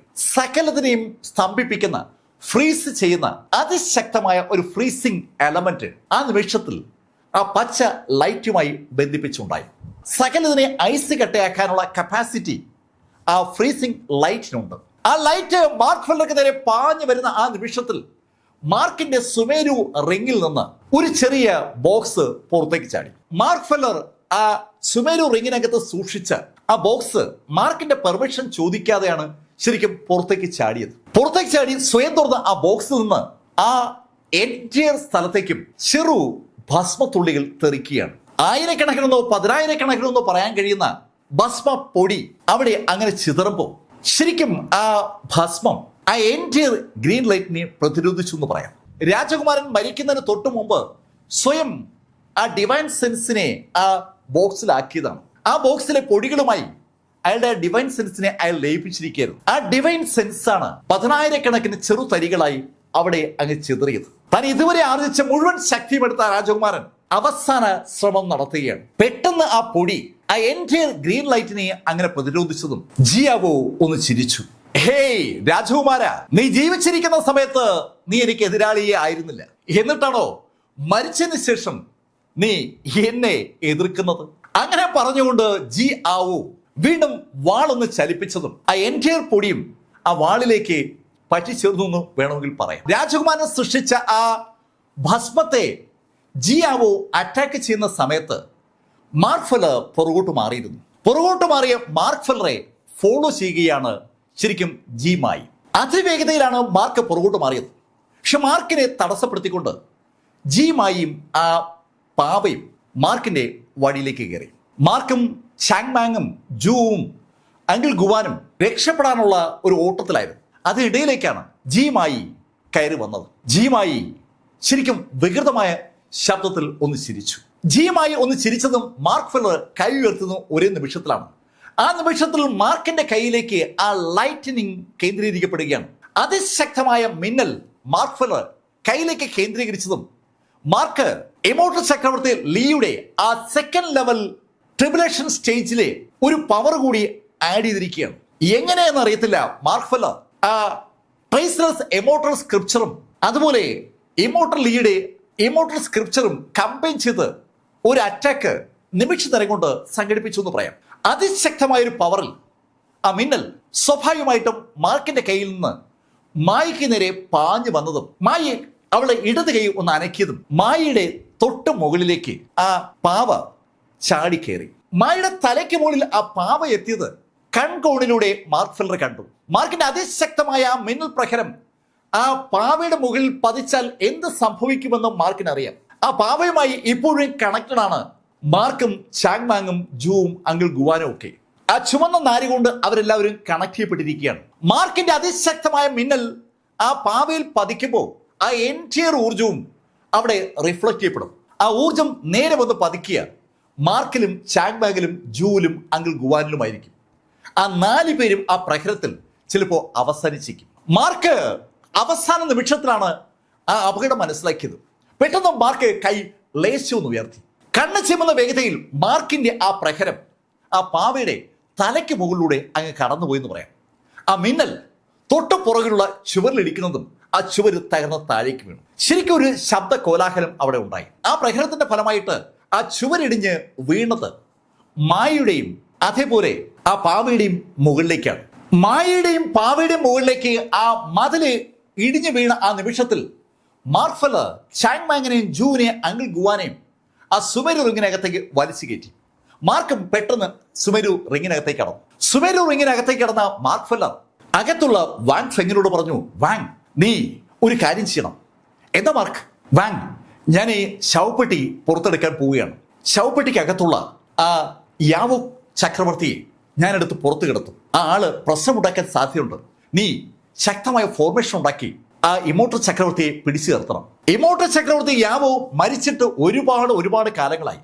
പക്ഷെ ഇപ്പോഴും അയാളുടെ ആ ഡെഡ് ബോഡിക്ക് അമാനുഷികമായ ശേഷിയുണ്ട്. അത് പലതവണ മാർക്ക് ഫെല്ലർ കണ്ടതാണ്. ആ ഇമോട്ടർ ചക്രവർത്തിയാണ് സുമേരു റിങ്ങിനകത്ത് മാർക്ക് ആ ശവപ്പെട്ടി എടുത്ത് കിടത്താൻ പോകുന്നത്. മാർക്ക് ആ ശവപ്പെട്ടി വെച്ച് ഒരു അവസാന ശ്രമം ജിയാവോയുടെ മുന്നിൽ നടത്താൻ പോവുകയാണ്. വാങ് ഫെങ്ങിന് മാർക്ക് പറയുന്നത് മനസ്സിലാകുന്നുണ്ട്. പക്ഷേ ആ എൻറ്റിയർ സുമേരു റിങ്ങിലെ ആളുകളും മാർക്കിനോട് പറഞ്ഞു, മാർക്ക്, ഇമോട്ടർ ചക്രവർത്തി യാവോ നമുക്ക് നിയന്ത്രിക്കാൻ പറ്റുമോ? അത് കേട്ടത് മാർക്ക് വാങ് ഫെങ്ങിനോട് പറഞ്ഞു, വാങ് ഫെങ്, നിനക്ക് പറ്റും, നിനക്ക് മാത്രമേ പറ്റൂ. മാർക്ക് അങ്ങനെ തീർത്ത് പറഞ്ഞതും അങ്കിൾ ഗുവാൻ വാങ് ഫെങ്ങിനോട് പറഞ്ഞു, വാങ്, നീ സ്റ്റാർട്ട് ചെയ്യും. വാങ്ങിനോട് അങ്കിൾ ഗുവാൻ അങ്ങനെ പറഞ്ഞതും ചാങ്മാങ് രണ്ടാമതൊന്നും ആലോചിക്കാതെ ആ മാസ്ക് വെച്ച സ്ത്രീയുടെ ശവപ്പെട്ടി വലിച്ചങ്ങ് തുറന്നു. അതിനകത്ത് നീണ്ടു നിവർന്ന് കിടക്കുകയാണ് ഇമോട്ടർ ചക്രവർത്തി യാവോയുടെ ആ ഡെഡ് ബോഡി. ആ ശവപ്പെട്ടിയിലേക്ക് അകത്തേക്ക് നോക്കിയ മാർക്ക് ഫെല്ലർ പെട്ടെന്ന് ആ ശവപ്പെട്ടി ഒന്ന് തിരിച്ചു. ആ ശവപ്പെട്ടി തിരിച്ച മാർക്ക് ഫെല്ലർ ആ ശവപ്പെട്ടിയുമായി സുമേരു റിങ്ങിന്ന് ഒരൊറ്റ കുതിപ്പ്. മാർക്ക് കുതിച്ചു വരുമ്പോൾ തങ്ങളുടെ പുറത്ത് വീണ മണ്ണ് മാറ്റി ആ പാവയും അതുപോലെ മായും എണീറ്റ് കഴിഞ്ഞു. അവളുടെ മുഖം ദേഷ്യം കൊണ്ട് ജ്വലിക്കുകയാണ്. ശരിക്കും അപ്രതീക്ഷിതമായിട്ടാണ് ആ മണ്ണിടിഞ്ഞ് അവളുടെ പുറത്തേക്ക് വീണത്. അവളത് പ്രതീക്ഷിച്ചിരുന്നില്ല എന്ന് അവളുടെ മുഖഭാവം വിളിച്ചു പറയുകയാണ്. മാർക്കിനെ കണ്ടപ്പോൾ ഒരു വല്ലാത്തൊരു ചിരി അവളുടെ മുഖത്തുണ്ടായി. ശരിക്കും ഒരു പ്രേതത്തിന്റെ ചിരിയെന്ന് വേണമെങ്കിൽ നമുക്കതിനെ വിളിക്കാം. അവൾ ഈത് ചിരിച്ചിട്ട് മാർക്കിനെ നോക്കുമ്പോൾ ആ പാവയുടെ കണ്ണുകളിൽ നിന്ന് രക്തം ഒലിക്കുന്നുണ്ട്. മാർക്ക് ഫെല്ലറിന്റെ ഡിവൈൻ സെൻസ് ലക്ഷ്യമാക്കിക്കൊണ്ട് ഒരു അറ്റാക്കാണ് മായി നടത്തുന്നത്. പക്ഷെ മാർക്കിന്റെ ഡിവൈൻ സെൻസിന് വൻ പ്രൊട്ടക്ഷൻ മാർക്ക് കൊടുത്തിട്ടുണ്ട്. മാർക്കിന്റെ ഡിവൈൻ സെൻസ് അങ്ങനെ എങ്ങനെയൊന്നും തകർക്കപ്പെടത്തില്ല. മായി മാർക്കിന്റെ ഡിവൈൻ സെൻസിനെ അറ്റാക്ക് ചെയ്തതും മാർക്കിന്റെ ആ ഗ്ലാബലിൽ നിന്ന് അതിശക്തമായ ഒരു പ്രകാശം മായുടെ നേരെ പാഞ്ഞു വന്നു. ശരിക്കും മാർക്ക് മായുടെ തൊട്ട് മുന്നിൽ എത്തിയപ്പോഴാണ് മാർക്കിന്റെ അറ്റാക്ക് ഉണ്ടായത്. മാർക്കിന്റെ നെറ്റിയിൽ നിന്നൊരു പ്രകാശം ആ മായുടെ നെറ്റിയിലേക്ക് ഇടിച്ചു കയറിയതും അത് അവളുടെ ബാലൻസ് തെറ്റിച്ചു. അവള് താഴേക്ക് വീണ ആ നിമിഷത്തിൽ മാർക്ക് ഫെല്ലർ മുന്നോട്ട് കുതിച്ചു കഴിഞ്ഞു. ആ പാവയ്ക്കും മായ്ക്കും ഇടയിലൂടെ മാർക്ക് കുതിച്ചെത്തിയത് ജിയാവോയുടെ ആ സന്നിധിയിലേക്കാണ്. ജിയാവോ ആ വാളിൽ അങ്ങനെ അഭിരമിച്ച് നിൽക്കുകയാണ്. ജിയാവോയ്ക്ക് ആരെയും തകർക്കാൻ പറ്റും. ആ ഒരു കോൺഫിഡൻസ് ഇപ്പൊ ജിയാവോയ്ക്കുണ്ട്. അയാളുടെ അടുത്തേക്ക് മാർക്ക് ഫെല്ലർ പാഞ്ഞു വരുന്ന കണ്ടതും ജിയാവോ ആ വാള് ഒരിക്കൽ കൂടി ഒരു കറക്ക്. ആ നിമിഷത്തിൽ വീണ്ടും ആ പച്ചപ്രകാശം അങ്ങനെ പാഞ്ഞു വരികയാണ്. ആ പച്ചപ്രകാശം പാഞ്ഞു വരുന്ന കണ്ടതും മാർക്ക് ഫെല്ലർ ആ ശവപ്പെട്ടി മുന്നോട്ടങ്ങ് തള്ളി. മാർക്ക് ഫെല്ലർ ആ ശവപ്പെട്ടി മുന്നോട്ട് തള്ളിയതും ആ ശവപ്പെട്ടി ഒന്ന് കറങ്ങി. ആ നിമിഷത്തിൽ ആയിരക്കണക്കിനോ പതിനായിരക്കണക്കിനോ പറയാൻ കഴിയുന്ന ആത്മാക്കൾ ആ ഗോസ്റ്റ് സോഡിലുണ്ട്. ആ ഗോസ്റ്റ് സോഡിലെ ആത്മാക്കൾ ആ പെട്ടിക്ക് ചുറ്റുമായി ഒന്ന് കറങ്ങി എന്ന് പറയാം. ആ നിമിഷത്തിലാണ് തികച്ചും അമ്പരപ്പിക്കുന്ന ഒരു സംഭവം ഉണ്ടായത്. ആ പെട്ടിയുടെ കാവൽക്കാരനെന്ന് വിളിക്കാൻ കഴിയുന്ന ഒരു ഗോസ്റ്റ് ആ പെട്ടിയിൽ നിന്ന് പുറത്തേക്ക് വന്നു. ശരിക്കും പുക കൊണ്ട് മൂടപ്പെട്ട ആ ഗോസ്റ്റ് ആ മാസ്ക് വെച്ച സ്ത്രീയുടെ ഒരു സൃഷ്ടിയാണ്. ആ ഗോസ്റ്റ് പുറത്തേക്ക് വന്നപ്പോൾ സാധാരണക്കാരും അസാധാരണക്കാരുമായ ടൺ കണക്കിന് ആളുകളുടെ ആത്മാക്കളാണ് ചുറ്റുമുള്ളത്. ആ ആത്മാക്കളെ ആ ഗോസ്റ്റ് ഇങ്ങനെ വലിച്ചെടുക്കുകയാണ്. ശരിക്കും ഒരു ചുഴിയിലേക്ക് വെള്ളം വന്നു വീഴുന്ന പോലെ ആ ആത്മാക്കൾ ആ ഗോസ്റ്റിലേക്ക് ഇങ്ങനെ വലിച്ചെടുക്കപ്പെടുമ്പോൾ ഈ കാഴ്ച കണ്ട് സാക്ഷാൽ ജിയാവോ ഞെട്ടിപ്പോയി. അവന് മനസ്സിലാക്കാത്ത ഒരു സംഭവമാണ് അവിടെ ഉണ്ടായിരിക്കുന്നത്. എത്രയോ കാലങ്ങൾ കൊണ്ട് ആ ഗോസ്റ്റ് സോഡിലേക്ക് എവിടെ നിന്നെല്ലാമുള്ള ആത്മാക്കളെ വലിച്ചു ചേർത്ത് ആ ഗോസ്റ്റ് സോഡിന്റെ ശക്തി വർദ്ധിപ്പിച്ച വ്യക്തിയാണ് ജിയാവോ. ജിയാവോയ്ക്ക് മുന്നേ വേറെ ആളുകൾ ചെയ്തിരുന്നു. അനവധി തലമുറകളിലൂടെയാണ് ഇപ്പൊ ജിയാവോയിൽ ആ വാൾ എത്തിയത്. ആ വാള് അതിന്റെ പരിപൂർണമായ ശക്തി നേടിയിരിക്കുകയാണ്. ആ വാളിൽ ഇപ്പോൾ ഡാർക്ക് എനർജി ഉണ്ട്, അതേപോലെ തന്നെ ഈക്വലായി ബ്രൈറ്റ് എനർജിയും ഉണ്ട്. ഡാർക്ക് എനർജിയും ബ്രൈറ്റ് എനർജിയും ഒരുപോലെ ഉപയോഗിക്കാൻ കഴിയുന്ന ഒരു അമാനുഷികമായ ദൈവികമായ ഒരു വാള സൃഷ്ടിച്ചതിന്റെ ആ ഒരു സന്തോഷത്തിൽ നിൽക്കുകയായിരുന്നു സാക്ഷി ജിയാവോ. ആ നിമിഷത്തിലാണ് ആ മുറിയിൽ കറങ്ങുന്ന ആ ശവപ്പെട്ടി വല്ലാത്തൊരു പ്രശ്നം ഉണ്ടാക്കി. ശരിക്കും ആ ശവപ്പെട്ടി ജിയാവോയുടെ ചുറ്റും ഇങ്ങനെ കറങ്ങിയതും ജിയാവോയുടെ ബാലൻസ് പോയ ആ നിമിഷത്തിൽ മാർക്ക് ഫെല്ലർ കണ്ണടച്ച് തുറക്കുന്ന വേഗതയിൽ ജിയാവോയുടെ അടുത്തെത്തുകയും ജിയാവോയുടെ കയ്യിലുണ്ടായിരുന്ന ആ വാളിൽ ഒരു പിടിത്തം പിടിക്കുകയും ചെയ്തു. എന്താണ് സംഭവിക്കുന്നതെന്ന് ജിയാവോയ്ക്ക് മനസ്സിലാകും മുമ്പ് മാർക്ക് ഫെല്ലറുടെ കയ്യിലേക്ക് ആ വാൾ എത്തിക്കഴിഞ്ഞു. അതേ നിമിഷത്തിൽ മറ്റൊരു കാര്യം കൂടി സംഭവിച്ചു. സാക്ഷാൽ മീശ മാർക്കിന്റെ അടുത്തേക്ക് പാഞ്ഞു വരികയും മാർക്കിനെയും കൊണ്ട് ഒരൊറ്റ കുതിപ്പ് കുതിക്കുകയും ചെയ്തു. എന്താണ് സംഭവിക്കുന്നതെന്ന് ജിയാവോയുടെ സഹോദരി മായിക്കോ മനസ്സിലാകുമ്പോൾ മാർക്കിനെയും കൊണ്ട് മീശ ഒരുപാട് ദൂരേക്ക് പാഞ്ഞു കഴിഞ്ഞിരുന്നു. ആ സമയത്ത് മാർക്കിന്റെ ഒരു കൈയിൽ ആ ശവപ്പെട്ടിയുമുണ്ട്, മറുകൈയിൽ വാളുമുണ്ട്. മാർക്കിന്റെ പുറത്ത് പിടിച്ചിരിക്കുകയാണ് സാക്ഷാൽ മീശ. മീശയ്ക്ക് മാർക്കിനേക്കാൾ വേഗതയുണ്ട് എന്നുള്ള യാഥാർത്ഥ്യം ആ യാത്രക്കിടയിൽ മാർക്ക് മനസ്സിലാക്കുകയും ചെയ്തു. മീശ മാർക്കിനെയും കൊണ്ട് ഒത്തിരി ദൂരെ ഒരു സ്ഥലത്തേക്ക് എത്തിയതും മീശ മാർക്കിനെ ലാൻഡ് ചെയ്തു. ആ നിമിഷത്തിൽ മാർക്ക് ആ ശവപ്പെട്ടിയുമായി സുമേരുവിനകത്തേക്ക് പാഞ്ഞു കയറി, കൂടെ മീശയും. അവർ രണ്ടുപേരും അകത്തേക്ക് പാഞ്ഞു കയറുമ്പോൾ അകത്ത് ഒരു സംഘർഷം തന്നെ നടക്കുകയാണ്.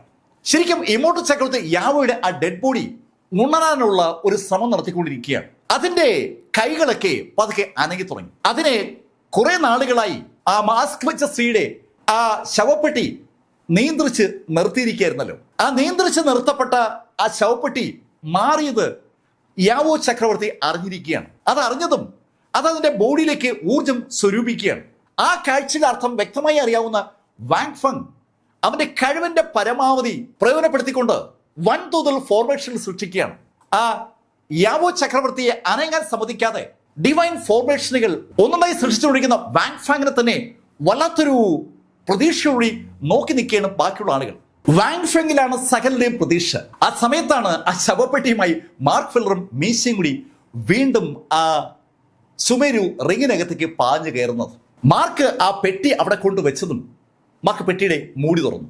മാർക്ക് പെട്ടിയുടെ മൂടി തുറന്നതും ഷാങ് മാങ്ങും അങ്കിൾ ഗുവാനും വാങ് ഫെങ്ങും മെയ്സിയും മാർക്കും ചേർന്ന് ഒരൊറ്റ ജമ്പ്. ആ ഒറ്റ ജമ്പിൽ അവര് എല്ലാവരും യാവോ ചക്രവർത്തിയുടെ ആ ഡെഡ് ബോഡിയുടെ അടുത്തെത്തി. അടുത്ത പക്ഷം ചാങ് വാങ് ആ ബോഡി എടുത്ത് ആ പെട്ടിക്കകത്തേക്ക് ഇടുകയാണ്. ശരിക്കും ആ പെട്ടിക്കകത്തേക്ക് ആ ബോഡി വന്ന് വീണ ആ നിമിഷത്തിൽ ആ യാവോ ചക്രവർത്തിക്ക് ശരിക്കും ബോധം വീണു എന്ന് പറയാം. ആ നിമിഷത്തിൽ ആ യാവോ ചക്രവർത്തിയുടെ കൈ പുറത്തേക്ക് ഇങ്ങനെ പാഞ്ഞു വന്നു. ആ കൈ പാഞ്ഞു വന്ന സ്ഥലത്ത് സാക്ഷാൽ ജൂ ആണ് ഉണ്ടായിരുന്നത്. ജൂ ആ കൈ പാഞ്ഞു വന്ന ആ ഫോഴ്സിൽ ശരിക്കും അവിടെ നിന്ന് അങ്ങ് തെറിച്ച് സുമേരു റിങ്ങിന്റെ ഒരു പ്രതലത്തിൽ ചെന്ന് ഇടിച്ച് താഴേക്ക് വീണു. ശരിക്കും വല്ലാത്തൊരു ഫോഴ്സിലാണ് ആ ചക്രവർത്തി കൈ ഒന്ന് അനക്കിയത്. ആ കൈ ജൂവിനെ ഇടിച്ചു തെറിപ്പിച്ചതും ഷാങ് മാങ് കൈ ഉയർത്തൊരു അറ്റിയാടി. ഈ വലിയ സംഭവക്കാരെയൊക്കെ അടക്കി നിർത്തണമെന്നുള്ളതും ചാങ് മാങ്ങിന്റെ ഒരു പ്രഖ്യാപിത ലക്ഷ്യമാണ്. ചാങ് മാങ് അതിശക്തമായി ആ കയ്യിൽ ആഞ്ഞടിക്കുമ്പോൾ ചാങ് മാങ് പക്ഷെ തെറിക്കുകയാണ്. പക്ഷെ ആ നിമിഷത്തിൽ മാർക്ക് ഫെല്ലറുടെ മിന്നൽ ആ കയ്യിൽ പതിച്ചു. ശക്തമായ മിന്നലാണ് മാർക്ക് ആ കയ്യിലേക്ക് കൊടുത്തത്.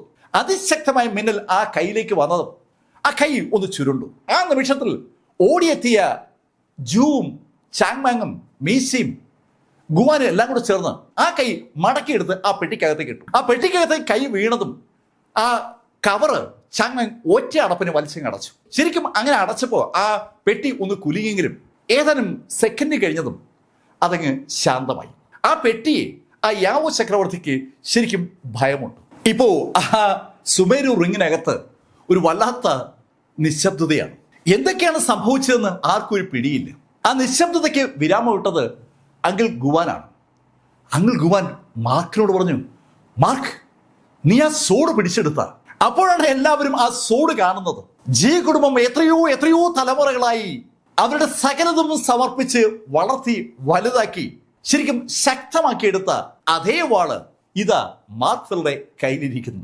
മാർക്ക് ഫെല്ലറുടെ കയ്യിലിരിക്കുന്ന ആ ഗോസ്റ്റ് സോഡിലേക്ക് മീശ അങ്ങനെ സൂക്ഷിച്ചു നോക്കുമ്പോൾ ജീന മാർക്കിനോട് പറഞ്ഞു, മാർക്ക്, ഇത് വളരെ വളരെ ശ്രദ്ധിച്ച് മാത്രമേ ഉപയോഗിക്കാവൂ. ജി കുടുംബം അനവധി തലമുറകൾ കൊണ്ട് സമ്പാദിച്ച കരുത്ത് മുഴുവൻ ഈ വാളിലുണ്ട്. ഈ വാളിന് പകരം വെക്കാൻ മറ്റൊന്നില്ല എന്നതാണ് സത്യം.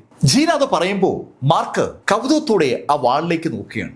ആ വാളിൽ ആ കണ്ണങ്ങനെ പറ്റിപ്പിടിച്ചിരിപ്പുണ്ട്. ആ ഈവിൾ ഐക്ക് ശരിക്കും ഒരു ദേഷ്യം ഫീൽ ചെയ്യുന്നുണ്ടെന്ന് ആ കണ്ണിലേക്ക് നോക്കുന്ന ആർക്കും മനസ്സിലാവും. മാർക്ക് ഫെല്ലർ പെട്ടെന്ന് കൈയൊന്ന് ഉയർത്തി. ആ നിമിഷത്തിൽ ഒരു ലൈറ്റ് മിന്നൽ ആ കണ്ണിലേക്ക് വന്ന് പതിച്ചു. ആ കണ്ണിനെ ഒന്ന് ഭയപ്പെടുത്തി വെക്കാൻ വേണ്ടി മാർക്ക് മനഃപൂർവ്വം മിന്നലങ്ങ് സൃഷ്ടിച്ചതാണ്. ആ മിന്നൽ ആ കണ്ണിലേക്ക് പതിച്ചതും മനുഷ്യർ കണ്ണടയ്ക്കും പോലെ ആ കണ്ണ് അങ്ങ് അടഞ്ഞു. ശരിക്കും അതിന് ജീവനുണ്ടെന്ന് അർത്ഥം. ആ ഈവിൾ ഐ ഒരു വല്ലാത്ത കുഴപ്പം പിടിച്ച സംഭവമാണ്. അങ്ങനെ ആളുകളൊക്കെ കരുതുമ്പോൾ മാർക്ക് ഫെല്ലർ ആ വാളെടുത്തിട്ട് ആ സുമേരി റൂമിൽ നിന്ന് പുറത്തിറങ്ങി ആ വാള് വെറുതെ ഒന്ന് വീശി. മാർക്ക് ആ ഇടത് കൈകൊണ്ട് ആ വാൾ അങ്ങനെ വീശുമ്പോൾ അതിൽ നിന്നൊരു നേർത്ത പച്ച പ്രകാശം ശരിക്കും പ്രകാശ വേഗതയിൽ മുന്നോട്ടങ്ങ് പാഞ്ഞു. സുമേരു റിങ്ങിലിരിക്കുന്ന ആളുകളൊക്കെ അടുത്ത നിമിഷത്തിൽ ആ കാഴ്ച കണ്ടു. കുറച്ച് ദൂരെയായി ഒരു മല അങ്ങനെ ഉയർന്നു നിൽപ്പുണ്ടായിരുന്നു. ആ മലയിൽ ആ പച്ചപ്രകാശം വന്ന് ഇടിക്കുന്നത് അവരൊക്കെ കണ്ടു. അടുത്ത നിമിഷത്തിൽ ആ മല ഏതാണ്ട് അങ്ങ് അറ്റു പോവുകയാണ്. ശരിക്കും ഒരു മലയുടെ മുകൾ ഭാഗം മുഴുവൻ അങ്ങ് തെറിച്ചുപോയി. പവർഫുൾ എന്ന് പറഞ്ഞാൽ ശരിക്കും അൺബിലീവബിളി പവർഫുൾ ആയിട്ടുള്ള ഒരു സോഡാണ് ഇപ്പോൾ മാർക്കിന് സ്വന്തമായിരിക്കുന്നത്. മാർക്ക് നടത്തിയ ആ അഭ്യാസം കണ്ട സുമേരു റൂമിലെ ആളുകളൊക്കെ തികഞ്ഞ അമ്പരപ്പോടെ ആ മലയിലേക്ക് തന്നെ അന്തമിട്ട് നോക്കുകയാണ്. ശരിക്കും നിശബ്ദതയ്ക്ക് ഒരു അർത്ഥമുണ്ടെന്ന് ആ നിമിഷത്തിൽ നമുക്ക് മനസ്സിലാവും. വല്ലാത്തൊരു നിശബ്ദത ആ എൻറ്റിയർ സുമേരു റിങ്ങിനകത്തുണ്ട്. സുമേരു റിങ്ങിൽ ഇപ്പോൾ ഒരുപാട് ആളുകളുണ്ട്. മാർക്ക് പറകേറ്ററി വെച്ച് പരിചയപ്പെട്ട ഷാങ് റേ ഉൾപ്പെടെയുള്ള ആളുകൾ അതിനകത്തുണ്ട്. ക്യുനിനുണ്ട്, അതുപോലെ ജീനയുടെ ആളുകളൊക്കെ ഉണ്ട്, പിയാവുയുടെ ആളുകളുണ്ട്. ഒരുപാട് ആളുകൾ അതിനകത്തുണ്ട്. അവരൊക്കെ ആ രംഗം കൃത്യമായി കണ്ടു എന്ന് പറയാം. എല്ലാവരും അങ്ങനെ അന്തപ്പെട്ട് നിൽക്കുമ്പോൾ മാർക്ക് വീണ്ടും ആ സുമേരു റിങ്ങിനകത്തേക്ക് കടന്നു. സുമേരു റിങ്ങിനകത്തേക്ക് കടന്ന മാർക്കിനെയും വാളിലേക്കും സൂക്ഷിച്ച് നോക്കിയിട്ട് മീശ മാർക്കിനോട് പറഞ്ഞു, മാർക്ക്, നീ ഇത് സൂക്ഷിച്ച് മാത്രം ഉപയോഗിക്കുക. മാർക്ക്, എനിക്ക് വേറെ ചില കാര്യങ്ങൾ കൂടി ചെയ്യാനുണ്ട്. അപ്പോ നമുക്ക് പിന്നീട് കാണാം. മാർക്കിന് എന്തെന്നില്ലാത്ത നന്ദിയാണ് ഈ നിമിഷത്തിൽ മീശയോടുള്ളത്. മീശ ആ സമയത്ത് അവിടെ എത്തിയില്ലായിരുന്നെങ്കിൽ അവിടെ നിന്ന് രക്ഷപ്പെടാൻ കഴിയുമോ എന്നുള്ള കാര്യത്തിന് സംശയമുണ്ട്. ജി ആവുവും ജി മായും കൂടി ഒരു സംയുക്ത അറ്റാക്ക് മാർക്കിനെതിരെ ആ സമയത്ത് നടത്തിയാൽ മാർക്ക് പെട്ടുപോയി. കാരണം മാർക്കിന്റെ ഡിവൈൻ സെൻസുമായി ആ ഗോസ്റ്റ് സോഡിന്റെ ഡിവൈൻ സെൻസിനെ കണക്ട് ചെയ്യാൻ മാർക്കിന് പറ്റുന്നതിന് മുമ്പ് മാർക്കിനെ അറ്റാക്ക് ചെയ്താൽ മാർക്കിന് ആ ഗോസ്റ്റ് സോഡ് ഉപയോഗിച്ചുള്ള ഒരു അറ്റാക്ക് അത്ര എളുപ്പമല്ല. ആ ഗോസ്റ്റ് സോഡിൽ ജി കുടുംബത്തിന്റെ സകല നിയന്ത്രണങ്ങളുമുണ്ട്. അത് മാർക്കിന് അറിയാം. മാർക്ക് യഥാർത്ഥത്തിൽ ആ വാള് പിടിച്ചെടുക്കണമെന്നുള്ള ഉദ്ദേശത്തിലല്ല ജി ആവയുടെ മുന്നിലേക്ക് പാഞ്ഞത്. ആ ശവപ്പെട്ടി അങ്ങനെ കറങ്ങിയപ്പോൾ അവിടെ ഒരു കോലാഹലം ഉണ്ടായിരുന്നു. ആ കോലാഹലത്തിനിടയിൽ കിട്ടിയ അവസരത്തിൽ മാർക്ക് ഫെല്ലർ ആ വാളങ്ങ് വലിച്ചെടുത്തതാണ്. ജി ആവോയ്ക്ക് പ്രതികരിക്കാൻ കഴിയുമ്പോൾ വാള് മാർക്കിന്റെ കയ്യിലായി എന്നുള്ളതാണ് സത്യം. മാർക്ക് അതിനെക്കുറിച്ച് ആലോചിക്കുമ്പോൾ മീശ മാർക്കിനോട് യാത്ര പറഞ്ഞ് സുമേരു റൂങ്ങിന്ന് പുറത്തേക്ക് ഒരു ഒറ്റ കുതിപ്പ്. ഏതാനും മിനിറ്റ് കഴിഞ്ഞ് മീശ കുറച്ച് ദൂരെ ഒരാളുടെ അടുത്തെത്തി. ആ ആള് മീശയോട് ചോദിച്ചു, ഏയ്, നീ ആ ഗോസ്റ്റ് സോഡ് മാർക്കിനങ്ങ് വിട്ടുകൊടുത്തു. നീ വിചാരിക്കും പോലെ അല്ല. ആ വാള് ശരിക്കും കുഴപ്പം ഉണ്ടാക്കുന്ന വാളാണ്. അതിനെ നിയന്ത്രിക്കാൻ നമ്മൾ വിചാരിച്ച പറ്റില്ല. മീശയോട് സംസാരിച്ച വ്യക്തിയോട് അത്രയും പറഞ്ഞതിന് ശേഷം മീശ അയാളുമായി പെട്ടെന്ന് അവിടെ നിന്ന് അപ്രത്യക്ഷമായി. ഒരുപാട് ദുരൂഹതകളുടെ വക്താവായ മീശ ആ ശൂന്യതയിലങ്ങ് ലയിച്ചു ചേരുമ്പോൾ മാർക്ക് ഫെല്ലർ അകത്തുള്ള ആളുകളോട് പറഞ്ഞു, നമുക്ക് എത്രയും പെട്ടെന്ന് ഇവിടെ നിന്ന് തണ്ടർ കോർട്ട്യാർഡിലേക്ക് പോകണം. അങ്ങനെ പറഞ്ഞ mark feller Sumeru ring activate ചെയ്തു. സുമേരു റിങ്ങിന് ഇപ്പോ ഒരു വാർഷിപ്പ് പോലെ പ്രവർത്തിക്കാൻ കഴിയും. ആ സുമേരു റിങ്ങുമായി മാർക്ക് ഫെല്ലർ അതിവേഗം തണ്ടർ കോർട്ട്യാർഡിനെതിരെ പായുകയാണ്. മാർക്ക് തണ്ടർ കോർട്ട്യാർഡിന് ഏകദേശം അടുത്തെത്താറായതും മാർക്കിന് ഒരു സംശയം, തന്നെ ആരോ ഫോളോ ചെയ്യുന്നു. അങ്ങനെ തോന്നിയതും മാർക്ക് ഫെല്ലർ സുമേരു റിങ്ങിൽ നിന്ന് പുറത്തിറങ്ങി ആ സുമേരു റിങ് മാർക്കിന്റെ കയ്യിലേക്ക് കിട്ടി. ഇപ്പോ മാർക്കിന് രണ്ട് വിധത്തിലും യാത്ര ചെയ്യാൻ പറ്റും. സുമേരു റിങ്ങിന് അകത്തൂടിയും സുമേരു റിങ് കയ്യിൽ ധരിച്ചിട്ടും. മാർക്ക് ഫെല്ലർ ആ റിങ് അണിഞ്ഞ് അവിടെ ഇങ്ങനെ നിന്നതും മാർക്കിന് തൊട്ടു മുന്നിലായി ഒരു പ്രകാശം പെട്ടെന്ന് പ്രത്യക്ഷപ്പെട്ടു. ആ പ്രകാശം പെട്ടെന്നാണ് ഒരു രൂപമായി മാറിയത്. ഒരു രൂപത്തിലേക്ക് ആ പ്രകാശം എത്തിയതും ആ രൂപം മാർക്കിനോട് പറഞ്ഞു, ഏയ് മാർക്ക് ഫെല്ലർ, ഞാൻ നിന്നെ തിരക്കി എത്തിയതാണ്. ശരിക്കും മാർക്കിന്റെ വഴി തടഞ്ഞുകൊണ്ടാണ് ആ രൂപം നിൽക്കുന്നത്. മാർക്ക് അയാളെ ഒന്ന് സൂക്ഷിച്ചു നോക്കിയിട്ട് അയാളോട് ചോദിച്ചു, നിങ്ങൾക്ക് എന്താ വേണ്ടത്? മാർക്ക്, അതെന്ത് ചോദ്യമാണ്? എനിക്ക് വേണ്ടതൊക്കെ നിന്റെ കയ്യിലല്ലേ ഇരിക്കുന്നത്. മാർക്ക്, ഞാൻ ജി കുടുംബത്തിൽ നിന്നാണ് വരുന്നത്. എന്റെ പേര് ജി ഊജിയാൻ എന്നാണ്. മാർക്ക്, നീ ഇപ്പോൾ സ്വന്തമാക്കിയിരിക്കുന്നത് ഞങ്ങളുടെ ഗോസ്റ്റ് സോഡും ഈവിൾ ഐയുമാണ്. നീ അത് എനിക്ക് നൽകിയാൽ ഇതുവരെ സംഭവിച്ചതൊക്കെ നമുക്ക് ഇവിടെ വെച്ചങ്ങ് മറക്കാം. വളരെ വളരെ നോർമൽ ആയിട്ടുള്ള ഒരു ഒത്തുതീർപ്പ് സംഭാഷണത്തിനാണ് ആ ഊജിയാൻ അവിടെ എത്തിയിരിക്കുന്നത്. അത് കേട്ടതും ചാങ്മാങ് ആ സുമേരു റിങ്ങിൽ നിന്ന് പുറത്തേക്ക് ചാടി അയാളോട് പറഞ്ഞു, ഏയ് കിളവ, നീ എന്ത് ധൈര്യത്തിലാണ് ഞങ്ങളുടെ ഈ കാര്യം പറയുന്നത്? നിന്നെപ്പോലുള്ള ആളുകളെ തല്ലിക്കൊന്ന് കെട്ടിത്തൂക്കാൻ ഞങ്ങൾ തയ്യാറായിക്കൊണ്ടിരിക്കണോ ഞങ്ങളുടെ മുന്നിലേക്ക് സമവായത്തിന് എത്തിയിരിക്കുന്നത്? ഇവിടെ വന്ന് ഭിക്ഷ യാചിക്കേണ്ട കാര്യമൊന്നും നിനക്കില്ല. നിനക്ക് ഭിക്ഷ വേണമെങ്കിൽ ഏതെങ്കിലും അമ്പലത്തിന് മുന്നിലോ അല്ലെങ്കിൽ ഏതെങ്കിലും ടൗണിൽ ചെന്ന് ഭിക്ഷ യാചിക്ക്. പോ. ചാങ്മാങ് ആ ഊജിയാനോട് അങ്ങനെ പറഞ്ഞതും ഊജിയാൻ ചാങ്മാങ്ങിനെ ഒന്ന് സൂക്ഷിച്ചു നോക്കി. ആ നിമിഷത്തിൽ അയാളുടെ കയ്യിൽ നിന്ന് ഒരു പ്രകാശം ചാങ്മാങ്ങിന്റെ നേരെ പാഞ്ഞു വരികയും ചെയ്തു. ശരിക്കും ചാങ്മാങ്ങിനെ ആ പ്രകാശത്തിലൂടെ ഒന്ന് അമ്പരപ്പിക്കാനായിട്ട് ഊജിയാൻ തീരുമാനിച്ചാണെന്ന് വ്യക്തമാണ്. പക്ഷേ ആ പ്രകാശം ചാങ്മാങ്ങിന്റെ പുറത്തടിച്ചിട്ടും ചാങ്മാങ്ങിന് ഒരു ഭാവമാറ്റവുമില്ല. ആ പ്രകാശം യഥാർത്ഥത്തിൽ ചാങ്മാങ്ങിന്റെ ഡിവൈൻ സോളിനെയാണ് അറ്റാക്ക് ചെയ്തത്. പക്ഷേ ഈ സോൾ അറ്റാക്കും ഡിവൈൻ സെൻസ് അറ്റാക്കും ഒക്കെ ഇപ്പോൾ ചാങ്മാങ്ങിനും മനസ്സിലാകും. ചാങ്മാങ് അക്ഷോഭ്യനായി നിൽക്കുന്ന കണ്ടതും ആ വ്യക്തി മാർക്കിന് നേരെ തിരിഞ്ഞു. മാർക്ക്, നിനക്ക് ജി കുടുംബത്തിലെ യുവാനെ അറിയാമല്ലോ. ജി യുവാന എന്ന് കേട്ടതും മാർക്ക് ശരിക്കും നടുങ്ങി. അത് സാക്ഷാൽ പൗലിയൻ മാസ്റ്ററാണ്. ഏയ്, നീ എന്താ പറഞ്ഞേ? അതെ മാർക്ക്, ആ ജി യുവാനെയും നിന്റെ ഡീമൺ സ്ലെയിൻ പീക്കിലെ ആ പീക്ക് മാസ്റ്റർ ഹാൻസ് പീറ്ററും എന്ന് വേണ്ട എല്ലാവരും ഇപ്പൊ ഞങ്ങളുടെ നിയന്ത്രണത്തിലാണ്. അത് കേട്ടതും ചാങ്മാങ് മുന്നോട്ട് കുതിച്ചതും ഒരേ നിമിഷത്തിലാണ്. ഈ ഡീമൺ സ്ലെയിൻ പീക്കിലെ ആളുകൾ ചാങ്മാങ്ങിന്റെ സഹോദരങ്ങളെ പോലെയാണ് ചാങ്മാങ്ങിന്. മുന്നോട്ട് കുതിച്ച ചാങ്മാങ് കൈ ഉയർത്തി ഒരു അച്ചയിടി തികച്ചും അപ്രതീക്ഷിതമായിട്ട് ആ ഊജിയാന്റെ നേരെ ചാങ്മാങ് ആഞ്ഞിടിച്ചതും ഊജിയാന്റെ വയറ് ഉള്ളിലേക്ക് അങ്ങ് വളഞ്ഞു. ശരിക്കും അയാൾ അവിടെ നിന്ന് തെറിച്ചു എന്ന് പറയാം. തെറിച്ച് പുറകോട്ട് വീണ ഊജിയാൻ ദേഷ്യത്തോടെ ചാങ്മാങ്ങിനെ ഒന്ന് നോക്കി. ശരിക്കും ഊജിയാനെ ചാങ്മാങ്ങിന്റെ ആ ആക്ഷൻ വല്ലാതെ ദേഷ്യപ്പെടുത്തിയിട്ടുണ്ടെന്ന് അയാളുടെ മുഖം വിളിച്ചു പറയുകയാണ്. ഊജിയാൻ ചാങ്മാങ്ങിനോടായി പറഞ്ഞു, നോക്ക്, ഇതിനൊക്കെ ഞാൻ പ്രതികരിക്കാൻ നിന്നാൽ പിന്നെ നീ ഉണ്ടാകില്ല. അങ്ങനെ അയാൾ പറഞ്ഞതും മാർക്ക് കൈയൊന്ന് ഉയർത്തി. അടുത്ത നിമിഷത്തിൽ അതിശക്തമായ മിന്നൽ ആ ഊജിയാന്റെ ബോഡിയിലേക്ക് വീണു. ഊജിയാന്റെ ബോഡിയിൽ ആ മിന്നൽ വീണതും ആ ബോഡി അങ്ങ് ചിതറി. അങ്ങനെ ചിതറുമ്പോൾ തന്നെ നമുക്ക് ഒരു കാര്യം ഉറപ്പിക്കാം, അത് ഒരു യഥാർത്ഥ ബോഡിയല്ല. അതൊരു ടെലിപ്പതിക് മെസ്സേജ് പോലെ ഉണ്ടായ ഒരു ബോഡിയാണ്, ഒരു ക്ലോൺ ആണെന്ന് പറയാം. ആ ക്ലോണിൽ പക്ഷേ ഡിവൈൻ സെൻസിന്റെ ഒരു ഭാഗമുണ്ട്. ആ ഡിവൈൻ സെൻസ് ആ ചിതറിയ ബോഡി പാർട്സുകളിൽ നിന്ന് രക്ഷപ്പെടാൻ ശ്രമിക്കുന്നുണ്ടെന്നും മാർക്ക് ഫെല്ലർ ഒരൊറ്റ വലി. ആ ഡിവൈൻ സെൻസ് മാർക്കിന്റെ കയ്യിലേക്കായി. മാർക്കിന്റെ കയ്യിലേക്കായ ഡിവൈൻ സെൻസ് മാർക്കിനോട് പറഞ്ഞു, മാർക്ക്, നീ എന്നെ എന്തെങ്കിലും ചെയ്താൽ നിന്റെ എല്ലാ സുഹൃത്തുക്കളും, അയാൾക്ക് അത്രയേ പറയാൻ പറ്റുള്ളൂ. മാർക്ക് അയാളെ ഉടൻ തന്നെ ആ സുമേരു റിങ്ങിനകത്തേക്ക് എറിഞ്ഞു. സുമേരു റിങ്ങിനകത്ത് അയാൾ ചെന്ന് വീണത് ആ പെട്ടിയുടെ അടുത്താണ്. ആ പെട്ടി സ്വാഭാവികമായിട്ടും ഈ ആത്മാക്കളെ മുഴുവൻ വലിച്ച് എടുക്കുന്ന സ്ഥലമാണല്ലോ. അതുകൊണ്ട് തന്നെ ആ പെട്ടിയിലേക്ക് അയാൾ വന്ന് വീണ ആ നിമിഷത്തിൽ അവിടെയുള്ള ആത്മാക്കളെ വലിച്ചെടുക്കുന്ന ആ സംവിധാനം അയാളെ അങ്ങ് പൂർണ്ണമായും വലിച്ചെടുത്തു. ആ നിമിഷത്തിൽ അങ്ങ് അകലെ വിദൂരതയിൽ ജി കുടുംബത്തിൽ അനവധി ആളുകൾ ഇരിക്കുന്നതിനിടയിൽ അവിടെ ചുവരിൽ ഒരു ടോക്കൺ ഇളകി താഴേക്ക് വീണു. ആ ടോക്കൺ ഇളകി താഴേക്ക് വീണതും ആ ടോക്കണിന്റെ നേരെ എതിർവശത്തിരിക്കുന്ന ആ വ്യക്തി കണ്ണുകൾ തുറന്നു. അയാളുടെ ദേഹത്തൂടി ചോര ഒലിക്കുന്നുണ്ട്. അതാണ് ഊജിയാന്റെ യഥാർത്ഥ ബോഡി. ഊജിയാൻ അവിടെ കൂടി നിൽക്കുന്ന ആളുകളോട് പറഞ്ഞു, ആ മാർക്ക് ഫെല്ലറെ ഇനി വെറുതെ വിടണ്ട. അവൻ എന്റെ ക്ലോണിനെ നശിപ്പിച്ചിരിക്കുകയാണ്. അവനോട് ഇനി സമവായത്തിന്റെ കാര്യമില്ല.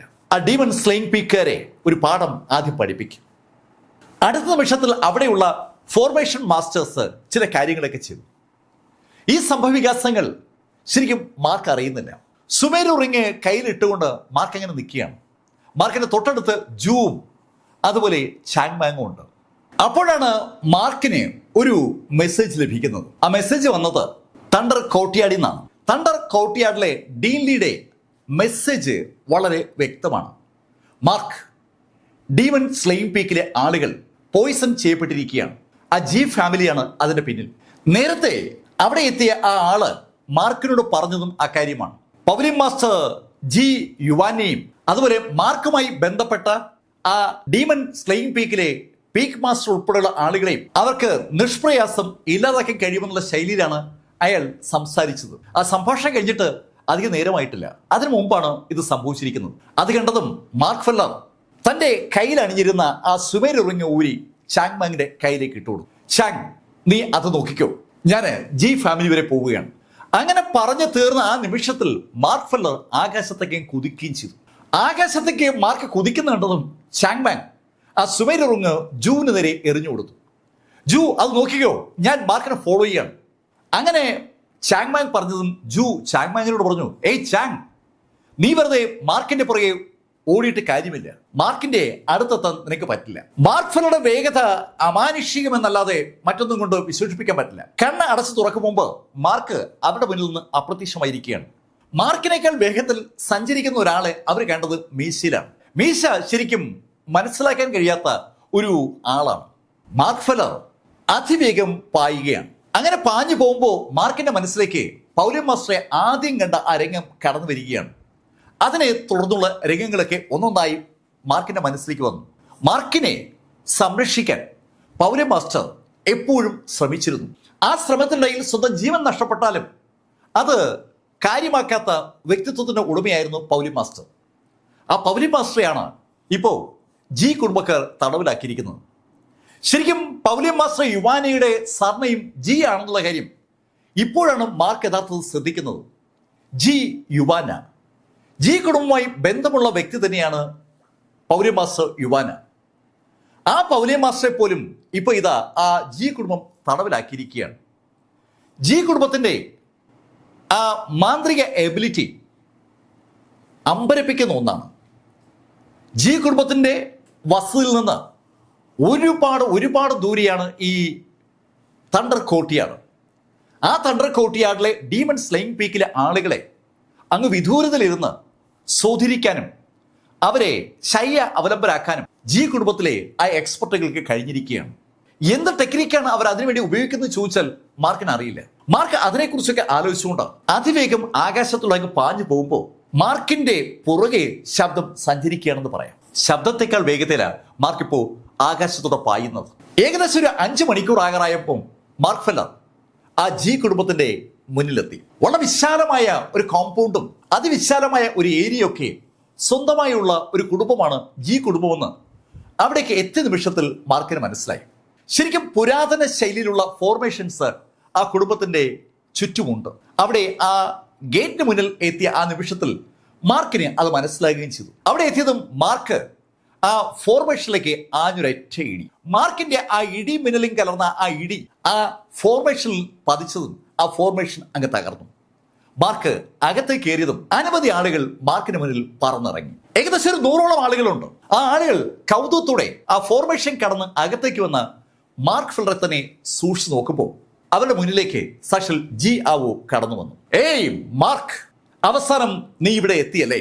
ജി ആവോയ്ക്ക് ഇതുവരെ ആ ഷോക്ക് കൊണ്ട് മാറിയിട്ടില്ല. അയാള് സ്വപ്നം കണ്ടിരുന്നതാണ് ആ ഗോസ്റ്റ് സോഡ്. ആ ഗോസ്റ്റ് സോഡ് അയാൾ സ്വന്തമാക്കി ഏതാനും നിമിഷങ്ങൾ കഴിഞ്ഞപ്പോൾ മാർക്ക് ഫെല്ലർ അയാളുടെ കയ്യിൽ നിന്ന് അത് തട്ടിപ്പറിച്ചിരിക്കുകയാണ്. അതിന്റെ ഒരു ജാളിതയും വിഷമവും ദേഷ്യവും ഒക്കെ ജി ആവോയിലുണ്ട്. ജി ആവോ മാർക്കിനെ കണ്ടതും മാർക്കിനോട് പറഞ്ഞു, മാർക്ക്, ആ സോഡ എവിടെടാ? അത് കേട്ടതും മാർക്ക് ഫെല്ലർ ജി ആവോട് ചോദിച്ചു, ഏയ് എവിടെ യുവാന? മാർക്കിന്റെ ആ ചോദ്യത്തിന് ഉത്തരമായിട്ട് ജി ആവോ പറഞ്ഞു, ഓ യുവാന, എനിക്കറിയാം യുവാനയ്ക്ക് നിന്നോട് വലിയ ഇഷ്ടമാണെന്ന്. നിന്നെ മകനെ പോലെയാണ് യുവാന കരുതിയിരുന്നതൊക്കെ ഞാൻ അറിഞ്ഞു. മാർക്ക്, നീ ഇനി യുവാനെ കുറിച്ച് തിരക്കേണ്ട കാര്യമില്ല. അവളെ ഞാനങ്ങ് കൊന്നു. വളരെ കൂളായിട്ടാണ് ജി ആവോ ആ വാചകം പറഞ്ഞത്. മാർക്ക്, പക്ഷെ നിനക്ക് വേണ്ടി ഞാൻ ഒരു കാര്യം സൂക്ഷിച്ചിട്ടുണ്ട്. അങ്ങനെ പറഞ്ഞ ജി ആവോ അയാളുടെ കൈ ഒന്ന് അനക്കിയതും ഒരു അസ്ഥികൂടം അയാൾക്ക് തൊട്ടു മുന്നിലായി പ്രത്യക്ഷപ്പെട്ടു. ആ അസ്ഥികൂടം കാണുമ്പോൾ അത് ആണിൻ്റെതാണോ പെണ്ണിൻ്റെ ആണോ എന്ന് തിരിച്ചറിയാൻ പറ്റില്ല. ആ അസ്ഥികൂടത്തിലേക്ക് ഒന്ന് നോക്കിയിട്ട് ജി ആവോ അയാളുടെ കൈ ഒന്ന് ഞെരിച്ചതും ആ അസ്ഥികൂടം ചെറു പൊടികളായി താഴെ വീണു. മാർക്ക്, നിന്നെ കാണിക്കാൻ വേണ്ടി ഞാൻ യുവാനയുടെ അസ്ഥികൂടം സൂക്ഷിച്ചതാണ്. അവന്റെ ആ ആക്ഷൻ വ്യക്തമായും മാർക്ക് ഫെല്ലർ കണ്ടു. മാർക്ക് ആ അസ്ഥികൂടത്തിലേക്ക് ഒന്ന് നോക്കിയിട്ട് ജി ആവോട് ചോദിച്ചു, ഏയ് എവിടെ യുവാന?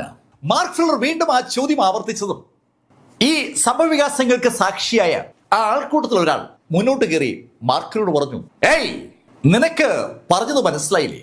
ആ യുവാനെ ഞങ്ങളങ്ങ് കൊന്നു.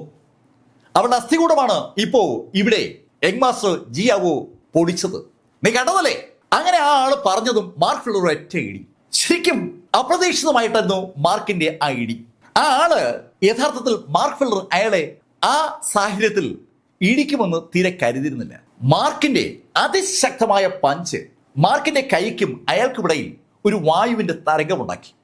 ശക്തമായൊരു ഫോഴ്സ് ആ ആളുടെ പുറത്തിടിച്ചതും അയാൾ അങ്ങ് തെറിച്ചു. പുറകെ നിൽക്കുന്ന ആളുകളേക്ക് ഇടിച്ചു തെറിപ്പിച്ചുകൊണ്ട് അയാൾ ആ ജി കുടുംബത്തിന്റെ പുറകിലുള്ള ഒരു വലിയ തൂണിലിടിച്ച് താഴേക്ക് വീണു. മാർക്കിന്റെ പെട്ടെന്നുള്ള അറ്റാക്ക് അവിടെ കൂടി നിന്ന ആളുകളുടെ ഇടയിൽ ശരിക്കും ഒരു അത്ഭുതം ഉണ്ടാക്കിയെന്ന് അവരുടെ മുഖഭാവം വിളിച്ചു പറയുകയാണ്. ഹേയ് മാർക്ക് ഫെല്ലർ, നീ വെറൊരു 4th സ്റ്റേജ് ട്രൂ സെയിന്റ് അല്ലേ? ആ നിനക്ക് ഇവിടെ ഈ ജി കുടുംബത്തിൽ വന്ന് ഇത്തരത്തിൽ ഒരു ആക്ഷൻ നടത്താൻ എങ്ങനെയാ ധൈര്യമുണ്ടായത്?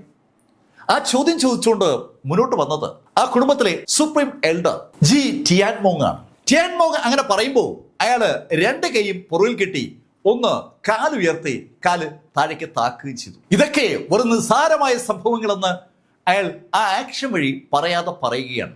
ടിയാൻമെങ് ആ വാചകം പറഞ്ഞതും മാർക്ക് ഫെല്ലർ ടിയാൻമെങ്ങിനെ നോക്കി അയാളോട് പറഞ്ഞു, ഏയ് ഞാൻ ചോദിച്ചത് കേട്ടില്ലേ, എവിടെ യുവാന? മാർക്ക് വീണ്ടും ആ ചോദ്യം ആവർത്തിച്ചതും സുപ്രീം എൽഡർ ജി ടിയാൻമെങ്ങിന്റെ അടുത്ത് മറ്റൊരാൾ പ്രത്യക്ഷപ്പെട്ടു. അതുവരെ ഈ സംഭവവികാസങ്ങൾ നിശബ്ദമായി കണ്ടുകൊണ്ടുന്ന ആ വ്യക്തി മുന്നോട്ട് കയറിയതും ടിയാൻമെങ് സൈഡിലോട്ട് മാറി. ആ ആളും കൈ രണ്ടും പുറകിൽ കെട്ടിയിരിക്കുകയാണ്. അയാളാണ് ആ ജി കുടുംബത്തിന്റെ ഹോളി ലോർഡ്. അയാൾ മാർക്കിനെ നോക്കി മാർക്കിനോട് പറഞ്ഞു, ഏയ് മാർക്ക് ഫെല്ലർ, നിന്നോട് ഞങ്ങൾക്കാർക്കും പ്രത്യേകിച്ച് വിരോധമൊന്നുമില്ല. പക്ഷേ നീ ചെയ്യാൻ പാടില്ലാത്ത കാര്യമാണ് ചെയ്തത്. ഞങ്ങളുടെ ഡിവൈൻ വെപ്പണാണ് ആ ഗോസ്റ്റ് സോഡ്. അതാണ് നീ കരസ്ഥമാക്കിയിരിക്കുന്നത്. മാർക്ക്, നീ ആ സോഡും ആ ഡിവൈൻ ഐയും ഞങ്ങൾക്ക് ഹാൻഡ് ഓവർ ചെയ്തിട്ട് ഇവിടെ എനിക്ക് മുന്നിൽ മുട്ടുകുത്ത്. നീ അങ്ങനെ മുട്ടുകുത്തി നിൽക്കണം. ഒരു ദിവസമല്ല, ഒരാഴ്ചയല്ല, ഒരു വർഷമല്ല, 100 വർഷം. അങ്ങനെ ഇവിടെ നീ 100 വർഷം മുട്ടുകുത്തി നിന്നാൽ മാർക്ക്, നിനക്ക് ഞാൻ മാപ്പ് തരും. അത് എൻ്റെ വാക്കാണ്. ഞാൻ ജി ചന്ദ്രചൂഡ് ഒരു കാര്യം പറഞ്ഞാൽ അത് അങ്ങനെ തന്നെ നടക്കും. ചന്ദ്രചൂഡ് എന്ന ആ വ്യക്തി അത് പറയുമ്പോൾ അയാൾ പറയുന്നത് പോലെ കാര്യം നടക്കുമെന്ന് അയാളുടെ ആ ബോഡി ലാംഗ്വേജ് വിളിച്ചു പറയുന്നുണ്ട്. ജി ചന്ദ്രചൂഡ് എന്ന ആ വ്യക്തി അത് പറഞ്ഞതും മാർക്ക് ഫെല്ലർ അയാളോട് ചോദിച്ചു, ഏയ് നിന്നോടല്ലേ ഞാൻ ചോദിച്ചത് യുവാന എവിടെയാണെന്ന്? ആ ജി കുടുംബത്തിന്റെ ശരിക്കും അവസാനത്തെ വാക്കാണ് അവിടെ നിൽക്കുന്ന ആ ജി ചന്ദ്രചൂഡ്. ആ ചന്ദ്രചൂഡിന്റെ മുഖത്ത് നോക്കിക്കൊണ്ട് അയാള് നീ എന്ന് പറഞ്ഞ് സംബോധന മാർക്ക് നടത്തിയപ്പോൾ തന്നെ ഒരു വിറയൽ അവിടെ നിൽക്കുന്ന ആ 100ഓളം ആളുകളുടെ ബോഡിയിലൂടെ കടന്നു പോയെന്ന് പറയാം. അവരാദ്യമായിട്ട് ആ ശൈലിയിൽ അവരുടെ ആ ജി ഫാമിലിക്കകത്ത് അത്തരത്തിൽ ഒരു സംബോധന കേൾക്കുന്നത്. ഹോളിലോട് എന്നാണ് ആളുകളൊക്കെ ഈ ചന്ദ്രചൂഡിനെ സംബോധന ചെയ്യുക. പക്ഷെ ഇപ്പൊ ഇവിടെ ഒരു അഹംഭാവി തികച്ചും അപ്രതീക്ഷിതമായിട്ട് ഈ ശൈലിയിൽ സംബോധന നടത്തിയിരിക്കുകയാണ്. സ്വാഭാവികമായിട്ടും സകലരും ദേഷ്യം കൊണ്ട് ജ്വലിക്കുകയാണ്. ഒരു യോദ്ധാവ് പെട്ടെന്ന് മുന്നിലേക്ക് കയറി, ഏയ് മാർക്ക് ഫെല്ലർ, നീ ആരോടാണ് സംസാരിച്ചെന്നറിയാവോ? ആ ആള് മുന്നോട്ട് കയറിയതും മാർക്ക് അതേ ചോദ്യം വീണ്ടും ആവർത്തിച്ചു. ഞാൻ അവസാനമായി ഒരു കാര്യം കൂടി ചോദിക്കുകയാണ്, എവിടെ യുവാന? മാർക്കിന്റെ മുന്നിൽ കാണിച്ച മാജിക്കിലൊന്നും മാർക്ക് വീണിട്ടില്ല എന്ന് വ്യക്തമാക്കുന്നതാണ് മാർക്കിന്റെ ആ ചോദ്യം. ആ ചോദ്യം മാർക്ക് ഉന്നയിച്ചതും ജി ഊടി മാർക്കിനോട് പറഞ്ഞു, ഏയ് മാർക്ക് ഫെല്ലർ, നീ ഒരു 4th ലെവൽ ട്രൂ സെയിന്റ് ആണ്. ആ നിനക്ക് ഇത്ര അഹങ്കാരം പാടില്ല. അങ്ങനെ പറഞ്ഞുകൊണ്ട് അയാൾ ഒന്ന് മുന്നോട്ട് കുതിക്കുകയാണ്. മുന്നോട്ട് കുതിച്ച അയാൾ ശരിക്കും ഒരു ട്രിബുലേഷൻ ട്രാൻസെൻഡിങ് സ്റ്റേജിലെ 1st ലെവലിലെ യോദ്ധാവാണ്. അയാൾ ട്രൂ സെയിന്റ് അല്ല, ട്രിബുലേഷൻ ലെവലുകാരനാണ്. ആ ട്രിബുലേഷൻ ലെവലുകാരൻ ഒന്ന് കൈ ഞൊടിച്ചാൽ അവിടെ ട്രൂ സെയിന്റുകാരൻ അവസാനിക്കും. അതാണ് യാഥാർത്ഥ്യം. ആ ട്രിബുലേഷൻ ലെവലിലെ ജി ഊടി മുന്നോട്ട് കുതിച്ചു എന്ന് മാത്രമല്ല, കാലിൽ തറയിൽ ആഞ്ഞു ചവിട്ടി മുകളിലേക്ക് ഉയർന്ന് കൈ ഉയർത്തി മാർക്ക് ഫെല്ലറെ ആഞ്ഞൊരൊറ്റയിടി. ശരിക്കും അയാളുടെ ഫിസിക്കൽ സ്ട്രെങ്ത് മുഴുവൻ മാർക്കിന്റെ ബോഡിയിൽ കൊടുക്കാൻ അയാൾക്കൊരു ആഗ്രഹമുണ്ടെന്ന് അയാളുടെ ആ ആക്ഷൻ വിളിച്ചു പറയുന്നുണ്ട്. തനിക്ക് മുകളിലേക്ക് പാഞ്ഞു വരുന്ന ആ കൈ മാർക്ക് കണ്ടു. ആ നിമിഷത്തിൽ മാർക്കിന്റെ ഇടത് കൈ ഒന്ന് ചലിച്ചു. പെട്ടെന്ന് അതിശക്തമായ ലൈറ്റനിങ് മാർക്കിന്റെ ഇടത് കൈയിൽ നിന്ന് ആ ട്രിബുലേഷൻ ട്രാൻസെൻഡിങ് സ്റ്റേജിലെ ഫസ്റ്റ് ലെവലുകാരന് നേരെ ഉണ്ടായി. മാർക്ക് ഇപ്രാവശ്യം ഉപയോഗിച്ചത് ഡബിൾ സ്ട്രൈക്കാണ്. മാർക്കിന്റെ ഇടത് കൈയിൽ നിന്ന് 2 മിന്നലുകൾ ഒരുമിച്ച് ആ ഊടിക്ക് നേരെ പാഞ്ഞു വന്നതും അവന്റെ അതിശക്തമായ ആ പഞ്ചിൽ മാർക്കിന്റെ മിന്നൽ കയറി ഇടിച്ചു. ആ മിന്നൽ ആ ഊടിയുടെ കയ്യിലിടിച്ചതും ഊടി പുറകോട്ട് തെറിച്ചു. ദൂരേക്ക് തെറിച്ചു വീണ ഊടിയുടെ കയ്യിലൂടെ ചോര കുടുകുട ഒഴുകിയാണ്. അയാൾ ശരിക്കും ഒരു ഫസ്റ്റ് ലെവൽ ട്രിബുലേഷൻ സ്റ്റേജുകാരനാണ്. ആ ട്രിബുലേഷൻ സ്റ്റേജുകാരനായ യോദ്ധാവിനെ ട്രൂ സൈനിലെ 4th ലെവലിലുള്ള ഒരാള് ഇടിച്ച് തെറിപ്പിക്കാന്നൊക്കെ പറഞ്ഞാൽ കേട്ടാൽ തന്നെ ആളുകൾ എന്ത് വിചാരിക്കും? പക്ഷെ അതാണ് ഇവിടെ സംഭവിച്ചിരിക്കുന്നത്. മാർഷലിന്റെ ആ ആക്ഷൻ സ്വാഭാവികമായിട്ടും അവിടെ കൂടി നിൽക്കുന്ന ആളുകളുടെ ഇടയിൽ ഒരു ഓളം ഉണ്ടാക്കിയിട്ടുണ്ട്. അവരൊക്കെ പരസ്പരം മുഖത്തോട് നോക്കിയാണ്. തീയുടെ അടുത്തേക്ക് പാഞ്ഞെടുക്കുന്ന ഒരു ചെറിയ ഈച്ച അല്ലെങ്കിൽ കൊതുക്, അങ്ങനെയാണ് മാർക്കിനെ അവര് കണ്ടത്. പക്ഷെ ഇപ്പോ സംഭവിച്ചിരിക്കുന്നത് അവർക്കൊന്നും വിശ്വസിക്കാൻ പറ്റാത്ത ഒരു കാര്യമാണ്. മാർക്കിത് ട്രിബുലേഷൻ ട്രാൻസെൻഡിങ് സ്റ്റേജിലെ ഒരാളെ നിഷ്പ്രയാസം ഇടിച്ച് തെറിപ്പിച്ചിരിക്കുന്നു. ഇടിച്ച് തെറിപ്പിച്ചു എന്ന് മാത്രമല്ല ആ ആളെ മുറിപ്പെടുത്തിയിരിക്കുകയുമാണ്. കഥയുടെ ഈ ഭാഗം ഞാൻ അവസാനിപ്പിക്കുന്നു. അടുത്ത ഭാഗവുമായി അടുത്ത ദിവസം വീണ്ടും കാണാം. ഇതുവരെ മാർക്ക് ഫെൽയുടെ കഥ നിങ്ങളോട് പറഞ്ഞത് എം ലൈഫിൽ നിന്ന് BS ചന്ദ്രമോഹൻ. കമന്റിൽ ചെയ്യുക. Thank you.